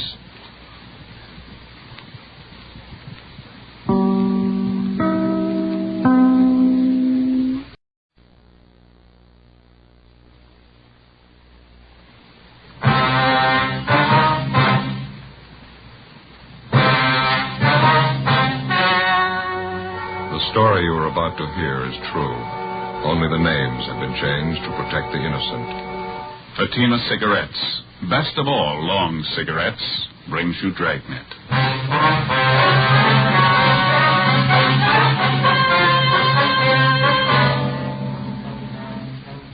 You're a detective sergeant. You're assigned to burglary detail. A gang of clever thieves are at work in your city. In 3 months, they've looted fashionable homes of $100,000 in furs and jewels. There's no clue to their identity. Your job? Get them. In Fatima, the difference is quality. Yes, in Fatima, the difference is quality. Quality of tobaccos. The finest domestic and Turkish varieties, extra mild. Superbly blended to give you Fatima's much different, much better flavor and aroma. Quality of manufacture. Smooth, round, perfect Fatima cigarettes. Rolled in the finest paper money can buy. Manufactured in the newest and most modern of all cigarette factories. Quality. Even to the appearance of the bright, clean, golden yellow Fatima package. So compare Fatima yourself today. You'll find Fatima gives you all the advantages of extra length, plus Fatima quality, which no other king-size cigarette has. Yes, light up a Fatima. Your first puff will tell you... Ah, that's different. Because in Fatima, the difference is quality.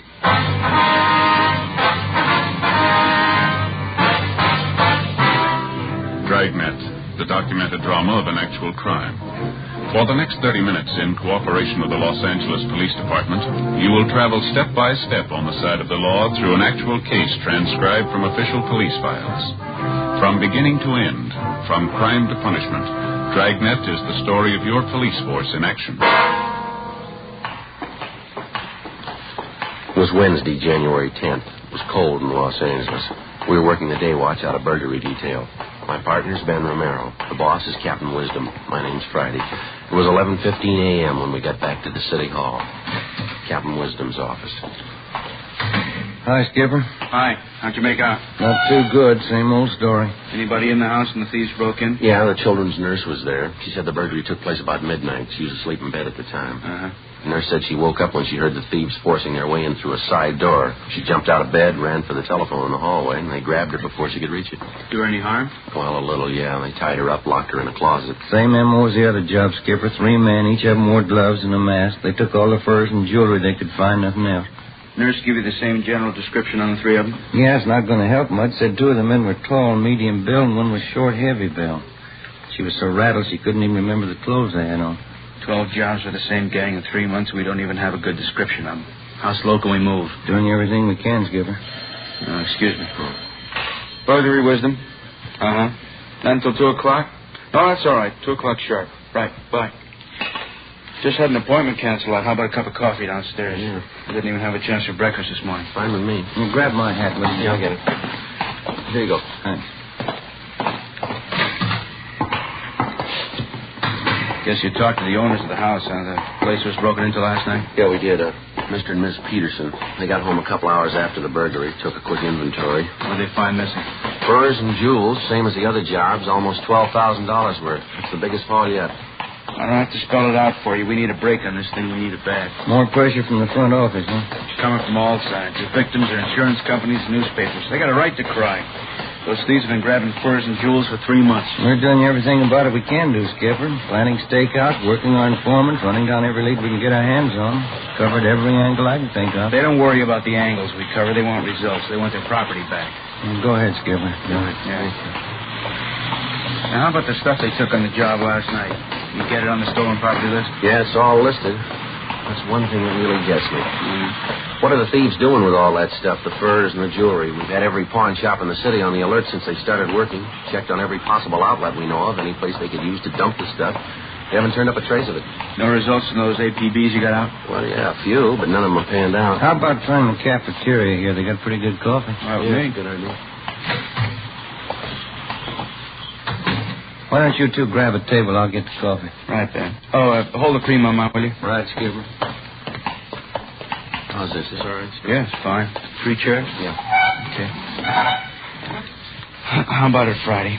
You or Ben got any ideas at all? Well, there's one thing we wanted to talk over with you. We were kicking the idea around on the way back into the office. Mm-hmm. Would you like a smoke? Oh, thanks. Mm-hmm. There you go. Last night we were comparing the different stories we got from the burglary victims. What? Thank you. You get a light all right? Yeah, it's all right, thanks. Go ahead. Well, that's one thing that all their stories seem to have in common. Now, that's counting all 12 victims. Yeah, what's that? Oh, let's see. I got a piece of paper here. I got it all figured out. Yeah. We know all the victims are fairly wealthy people. They go out quite a bit, parties, nightclubs, things like that. Yeah. None of them were at home at the time the burglaries were pulled. That's right, yeah. Here you go. There's your skipper. No cream. Thanks. Joe. Thank you very much. I was just telling you, Captain, about that idea we were talking about on the way back in. Yeah. All right, so none of the victims were home at the time of the burglary. Where does it go from there? Well, for one thing, we all pretty much agree that there must be a finger man working with the gang, don't we? Somebody who knows the victims aren't home. Somebody who also knows the victims aren't wearing the furs or jewels on that particular night, is that right? That's right. We've been going on that assumption. Now, the question is, who's the finger man? Well, that's what I'm trying to get at here. Ben and I compared the victims' stories. We found out that in every case, each of the victims had been out in some public place from 3 to 5 days before the night of the burglary. Now, at that time, every one of them wore furs and expensive jewelry. Yeah. Why don't you read off some of those examples we got there, Joe? Okay. Well, here's the first one. Mr. and Mrs. Charles King. Now, on December 10th, they went to a nightclub out in Hollywood. Mrs. King wore a fur coat and quite a bit of jewelry. On December 14th, they went out to a theater. They didn't dress up at all. They left the furs and jewels at home. That's the night that their house was burglarized. And this same pattern shows up in every one of the victims' stories? No, it's not quite that close, but the same elements seem to be there. Here's another one, Skipper. Let's see. Mr. and Mrs. Lyons. November 20th, they went to a big party at a restaurant out on Sunset. Woman wore jewelry, expensive fur wrap. A week later, they went to a party at a friend's house. Mrs. Lyons left her furs and jewelry at home, and the same night, the thieves broke in. Yeah, that's a pretty good angle. How do you tie up all the loose ends? Well, I see your paper again, Ben. We got it halfway figured right here. Just before each of the victims was taken, they appeared in a public place, wearing the furs and jewelry. We've got a list of all the places, nightclubs, restaurants. There's about 6 of them here. So the finger man for the gang must be watching these 6 places. He spots the people with expensive furs and jewelry and tips off the gang. They watch the house. Next time the people go out and the thieves see the woman isn't wearing her furs and things, and they move in. It's not a sure thing. We're just guessing, you understand? What do you think? Well, it sounds like a fair guess. Let's move on it. We'll have to cover each of those nightclubs and the restaurants. It's going to take more men, more time. Could be nothing but a blind alley. We got the men, we got the time. Let's try it. 10 p.m., Wednesday, January 10th. Our idea for stopping the burglary gang by reaching their spotter or finger man was put into operation. The half-dozen nightclubs and restaurants where we thought the spotter might be checking off richly dressed couples as future burglary victims were placed under strict surveillance. Managers and employees of each of the places were questioned. It went slow. The first week got us 4 leads to check out. They led nowhere. Any and all suspicious-looking persons loitering in or near the clubs and restaurants that we had staked out were questioned and checked out thoroughly. Another week passed, no results. In the meantime, on January 23rd, the burglary gang hit again, this time at a dentist's home in the Hollywood Hills. The maid, a Miss Ilsa Bergstrom, was the only one present at the time of the burglary. Ben and I drove out to interview her. It was soon before midnight. The Mr. and Mrs. was gone out. They were sitting with the television. The 3 men broke in the side door. Is that right, Miss Bergstrom? Yeah, the side door, I think so. They were sitting with the television watching. I hear this sound. I turn around, and the 3 men, they're right there in the room with me. I thought I could scream, but I couldn't. Well, do you remember what the men looked like, Miss Bergstrom? How they were dressed? I don't know. I was so much being frightened. One of them had a jacket on, I think. A dark jacket. The others, I don't know. Anything else about them that you noticed? Yeah, they had masks all over their faces. I couldn't see. I jumped up. I tried to scream, but I was so much frightened. What'd they do then, Miss? Yeah, they put a cloth all around my mouth so I couldn't make noise. Then they tied my hands and my feet, and they put me in the closet out there, just by the hallway. I was kicking and hitting at them. Mm-hmm. Had you ever seen any of the men before, Miss Bergstrom? No, never before. Do you think you'd know any of the men if you saw them again? I shouldn't be sure. One of them, maybe I might know him. Well, how do you mean? Did you get a look at his face? Yeah, only it was very quick. Then they was putting me in the closet. I was hitting and kicking at them. Mm-hmm. One of the men, I knocked his hat off. It fell on the floor. I pulled at the thing on his face, the mask. Almost it came off. Well, from what you could see, what did the man look like? Blonde hair, I can't remember.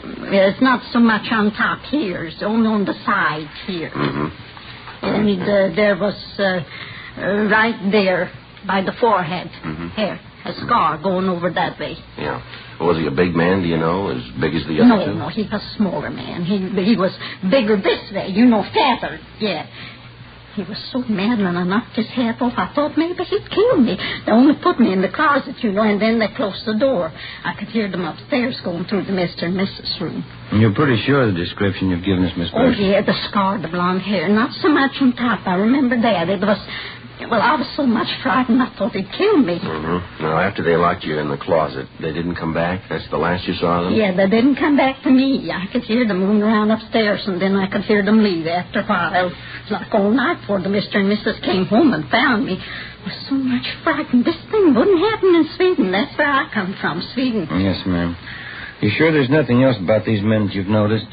Something we ought to know about? No, everything I saw, just what happened, I told you the way it was. This never would have happened in Sweden, not like this. These robbers like this. Burglars, ma'am. Yeah, these burglars. I thought I'd be dead. Never would happen in Sweden like this. You mean you don't have burglars in Sweden? Oh, yeah, we have burglars. Well, then just how do you mean that? We have burglars, but they don't break in the house when somebody's there. They're a little bit gentlemen. Is that so? Yeah, they wait till everybody's gone from the house, then they break it. Even burglars should be gentlemen a little bit. Before we left the house, we checked with the owners, took their crime report and a list of their stolen property, some $6,000 in jewelry and fur coats. The maid's description of one of the three men in the gang wasn't complete, but it was the best that we'd had on him in 3 months. Frank Cunningham in the Eye Bureau had the description of the scar on the suspect's forehead checked through the oddity file. Meantime, Ben and I paired up the additional facts about the suspect. The scar, the color and condition of his hair, along with his general description, his approximate weight and height. We had the stats office make a run for us, and all ex-cons with burglary records who fitted the overall description. They came up with a list of 10 names, and we started checking them out. One of the first listed was a Russell Snow. We checked his last known address, but he'd moved. His mail was being forwarded in care of his brother, George Snow, who managed the Neptune Plunge, a public indoor swimming pool in the East Hollywood neighborhood. We drove out to interview the brother. Pretty good size for an indoor pool, huh? Yeah, it is. It's a nice layout they got. Must be the office straight ahead there. Hey, Joe. Joe, look. What's that? That girl over there. Look at that bathing suit she's got on. Yeah, they keep getting smaller, don't they? Makes you embarrassed just to look at them. Yeah, maybe I'm just getting old. Yeah.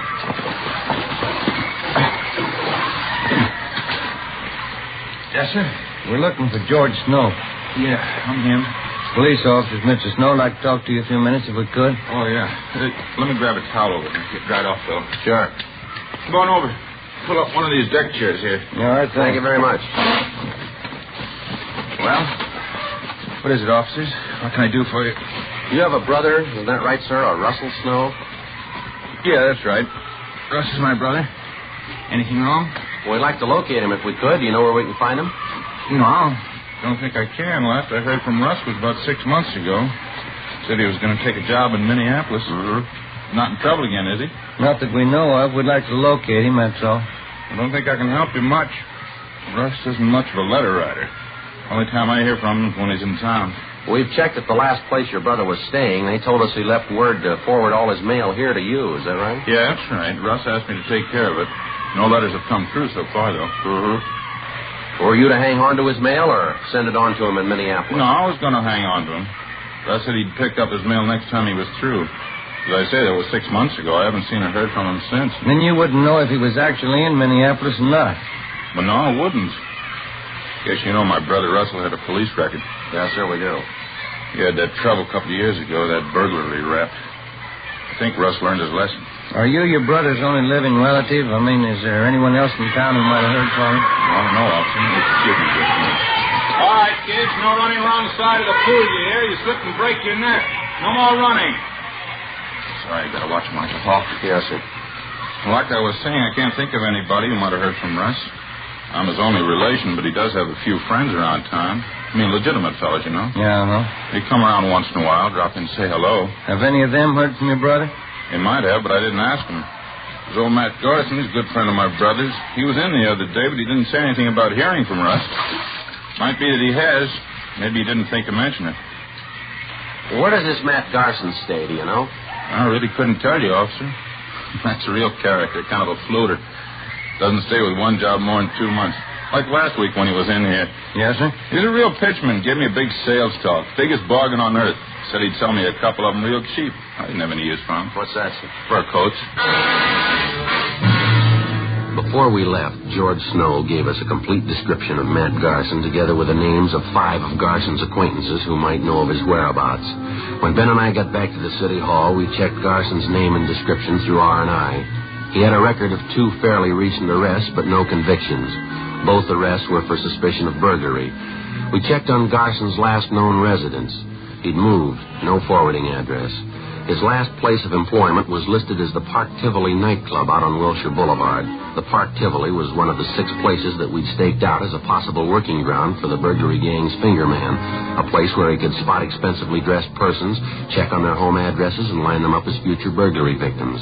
Ben put in a call to the manager of the Park Tivoli to check on Garson's employment. What was that, sir? Last July. I see. Well, yes, sir, we'll probably be out tonight. Right, thanks. Bye. What'd you get? Garson worked out there all right, parking lot attendant. He quit last July. If he's the guy checking off the customers' furs and jewels, he's in a perfect spot. Yeah. Manager told me that Garson has a girlfriend. She still works at the club. Might be the answer, Joe. Well, how do you figure? She runs a hat check stand.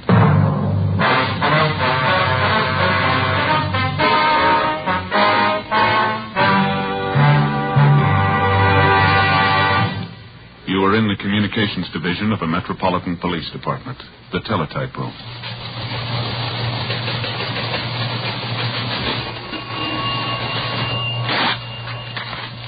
.43, LOS 52951, 12:03 p.m. APB, WMA 150, 5'6", dark hair, dark eyes, wearing gray suit, no hat. Suspect is wearing glasses. Heavy build, 22 years. Suspect is armed with blue steel revolver. Any information? Forward. You have just heard a teletype description of a suspect. This information will apply to many, but careful screening will eliminate all but one. You'll find the same is true when you examine king-size cigarettes. Yes, careful screening will eliminate all but Fatima. Compare Fatima. Fatimas are the same length as any other king-size cigarettes, 85 millimeters. Fatima has the same circumference, 1 1/64 inches around. And Fatima filters the smoke exactly the same long distance as other king-size cigarettes. But in Fatima, the difference is quality. Fatima gives you extra mildness, a much different, much better flavor and aroma. You get all the advantages of extra length, plus Fatima quality, which no other king-size cigarette has. So compare Fatima yourself. Your first puff will tell you... Ah, that's different. Yes, in Fatima, the difference is quality. Buy Fatima. Best of all long cigarettes.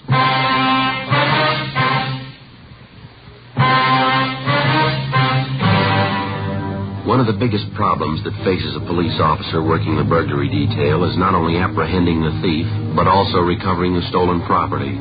Dozens of criminals of this type will spend 5, 10, or even 15 years in prison if they know that on their release they will have a stake of thousands of dollars in stolen property which they've hidden somewhere to start over again with. Thursday, January 26th, 5 p.m. We got out a broadcast and an APB on the burglary suspect, Matt Garson. Then we began checking back on his girlfriend, Virginia Ramsey, who worked as a hat check girl at the Park Tivoli nightclub on Wilshire Boulevard. It was one of the 6 probable places where we thought that the finger man for the burglary gang was lining up potential victims. Despite the fact that she often associated with known criminal suspects, the Ramsey girl had no previous criminal record herself. That night, after she reported in for work at the club, Ben and I checked her apartment.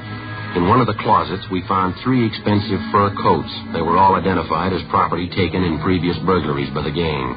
In a strong box in the desk, we found a half a dozen pieces of expensive jewelry, also identified on the stolen property list. Ben and I got in the car and drove to the Park Tivoli nightclub. Your hat, sir? Check your hat? Your name Virginia Ramsey? Yes, that's right. Police officers, Miss Ramsey. Like to talk to you downtown. Beg your pardon? I say we're police officers. Here's our identification. Like to talk to you downtown. What's it all about? I haven't done anything. Then there's no reason to worry. We'd just like to ask you a few questions, that's all. What about? A man by the name of Matt Garson. I understand you know him quite well. No, I don't know him. I don't even know what you're talking about. Want to get your coat, Miss Ramsey? We'll talk it over downtown, huh? I'm working now. Listen, I won't be off till 2 o'clock. I can't just walk off the job. We'll just talk to the manager. He's going to have one of the other girls take your place. Do you want to get your coat, please? All right.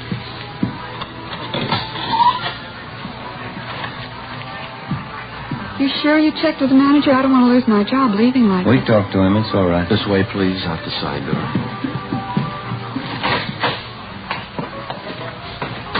I'd like to know what this whole thing's all about. I think I have a right to know pulling me off a job like this. We told you, Miss Ramsey, it's about a friend of yours, Matt Garson. He used to work here at the club, didn't he? I wouldn't know. A lot of people work here. I don't know them all. Why should you want him anyway? Do you know him? I think I might, yes. Not sure. Why do you want it? For interrogation, just like to ask him a few questions. Why? You ready to admit that you know Garson? Think I might. Yeah, I know him. Want to get in, Miss Ramsey? Still don't know what it's all about. Why do you want Matt Garson? Same reason we want you, suspicion of burglary. You don't know what you're talking about. You can't prove anything against me. We already have, miss. Huh? We found 3 fur coats in your apartment. There was some jewelry there, too. Those things are mine. Every one of them. They're all mine. Now, come on, you're wasting time. They're stolen property. You know that. How about it, miss? You want to tell us about Matt Garson? Where is he? I told you. Told you the first time. Yeah? I don't know him. 10 p.m. We drove the suspect, Virginia Ramsey, downtown to the city hall and took her to the interrogation room. We questioned her continuously until well past midnight. She refused to admit anything. We gave her time to rest a little and sent out for some food. Then we resumed the interrogations. 2 a.m. The Ramsey girl still refused to admit any connection with Matt Garson, his friend Russell Snow, or any members of the burglary gang. We stayed with it. By 4 a.m., we'd halfway convinced her that protecting the members of the gang wasn't the answer, that the best thing for her to do would be to cooperate. 5:30 a.m. Can I have a cigarette? Yeah. Here you are.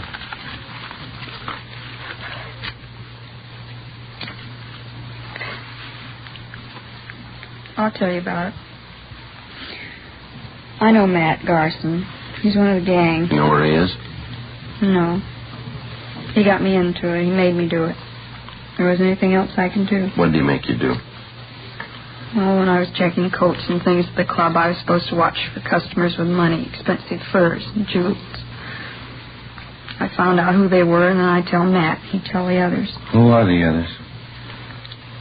One of them's Johnny Lang. There are a couple of others, but I don't know their names. Believe me, Sergeant, Matt made me do it. He got me into it before I knew what it was all about. When I found out, he threatened to frame me if I didn't go along with him. Do you know where any of these men live, where they hang out? No. None of them, not even Matt. Ever since he moved, he wouldn't give me his new address. Do you think Garson will try to contact you at your apartment in the next few days, maybe? No, I don't think so. Not until after the next job. They're waiting on it now. They've been watching the house. Which house is that? Place out in West Hollywood. Wealthy people. They were in the club about a week ago. And the gang's waiting for them to go out some night and leave their valuables at home, isn't it? Yeah, that's right. Matt says it's an easy house to break into. He thinks it ought to be a cinch. Matt ought to know better. Huh? It's the easy ones you trip over. Before we booked her in on suspicion of burglary, Virginia Ramsey gave us the name and address of the people in West Hollywood who were supposedly the next victims on the burglary gang's list. Later in the morning, we drove out to see the people. A Mr. and Mrs. Thomas Thornton told them the story and laid out our plans, which they agreed to. That night, the Thorntons left their home a few minutes before 9. They were simply dressed, no furs, no jewels. At 9:35, 3 men scaled a fence at the rear of the Thorntons' home and broke in through a side door. Right behind them was a detail of a half a dozen officers who moved in and made the arrest. The 3 suspects were taken downtown, where they were identified as Russell Snow, Matt Garson, and Howard Ferris. We searched their apartments, their cars, and garages. There was no trace of the stolen property. Each of the men were brought to the interrogation room separately for questioning. Matt Garson was the first. He denied any knowledge of where the loot was hidden. That's the truth. I don't know where the stuff is. I work for the outfit, that's all. You've been working for 3 months without a payoff. Is that what you're trying to tell us? Well, we haven't been turning over everything we got. We've been holding out half the stuff, selling it on the side. I just work for the outfit, that's all. That's not the way we get it, Garson. You're supposed to be the big man. You masterminded the deal. Me? Who told you that? Your girlfriend, Virginia Ramsey. We picked her up yesterday. She told us everything. What'd she tell you? You're the big man. It was your idea. You ran the works. What about it, Gordon? Big joke, Sergeant, on both of us. What do you mean? You can ask the other boys. They'll tell you the same thing. We can prove it, too. There's only one boss in this operation. Yeah. Virginia Ramsey. For a 23-year-old girl, it seemed like a new record of some kind, if it was true. We checked the other suspects, Russell Snow and Howard Ferris. They told us substantially the same story. The Ramsey girl had formulated all the plans and directed the entire operation of the gang since its inception. They insisted that they had no idea where the stolen property was hidden, but they did know that the Ramsey girl had a safety deposit box in a downtown bank. We made a canvass of banks in the downtown area, and a day later we located the safety deposit box listed in Miss Ramsey's name. We obtained a court order, and the box was opened. In it, we found practically all of the stolen jewelry, almost $50,000 worth. Ben and I went back to the main jail, where we had Virginia Ramsey signed out for investigation. We brought her to the interrogation room, where we confronted her with the evidence. I didn't think you'd find out. I didn't think you'd ever find out. How about the furs, Miss Ramsey? I got the key. You can have it. I rented a private garage. I got them stored in there. All of them? Just about, yeah. You picked up the others in my apartment. How'd you manage to run this whole operation? Those men you had working for you, you cut them in for practically nothing. They were experts, the best in the business. That's why I hired them. They're the best. It's too bad. Should have worked out. Too bad it didn't go. You had a pretty fair run. Wasn't half bad for me, was it? Only 23. First time I ever tried anything like it. What gave you the idea? I don't know. I wanted things. Pretty smart setup, though, don't you think, Sarge? How's that? Wouldn't you say I played the whole thing pretty smart? Oh, I don't know. You figure it. What? You're in jail, aren't you?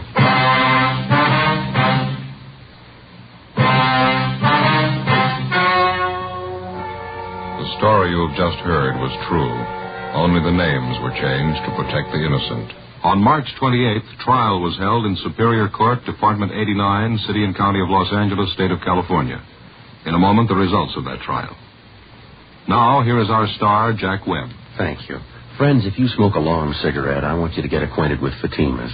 This weekend, for instance, when you're relaxing and taking it easy, you'll really appreciate Fatima's better flavor and aroma. And I know you'll like Fatima's extra mildness.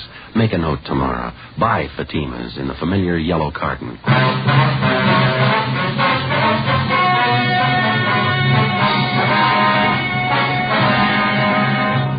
23-year-old Virginia Ramsey, the leader of the gang, was tried and convicted on 4 counts of first-degree burglary and 4 counts of receiving stolen property. The 3 male members of the gang were convicted of first-degree burglary, also 4 counts. They are now serving their terms in the state penitentiary. First-degree burglary is punishable by imprisonment for not less than 5 years. Receiving stolen property is punishable by imprisonment for not less than 6 months, no more than 5 years. Ladies and gentlemen, vacation time is here again, and a great many of you will be taking trips in your automobile. Danger is never absent from the highways of America. Be careful. The care you take may save a life, and that life may be your own.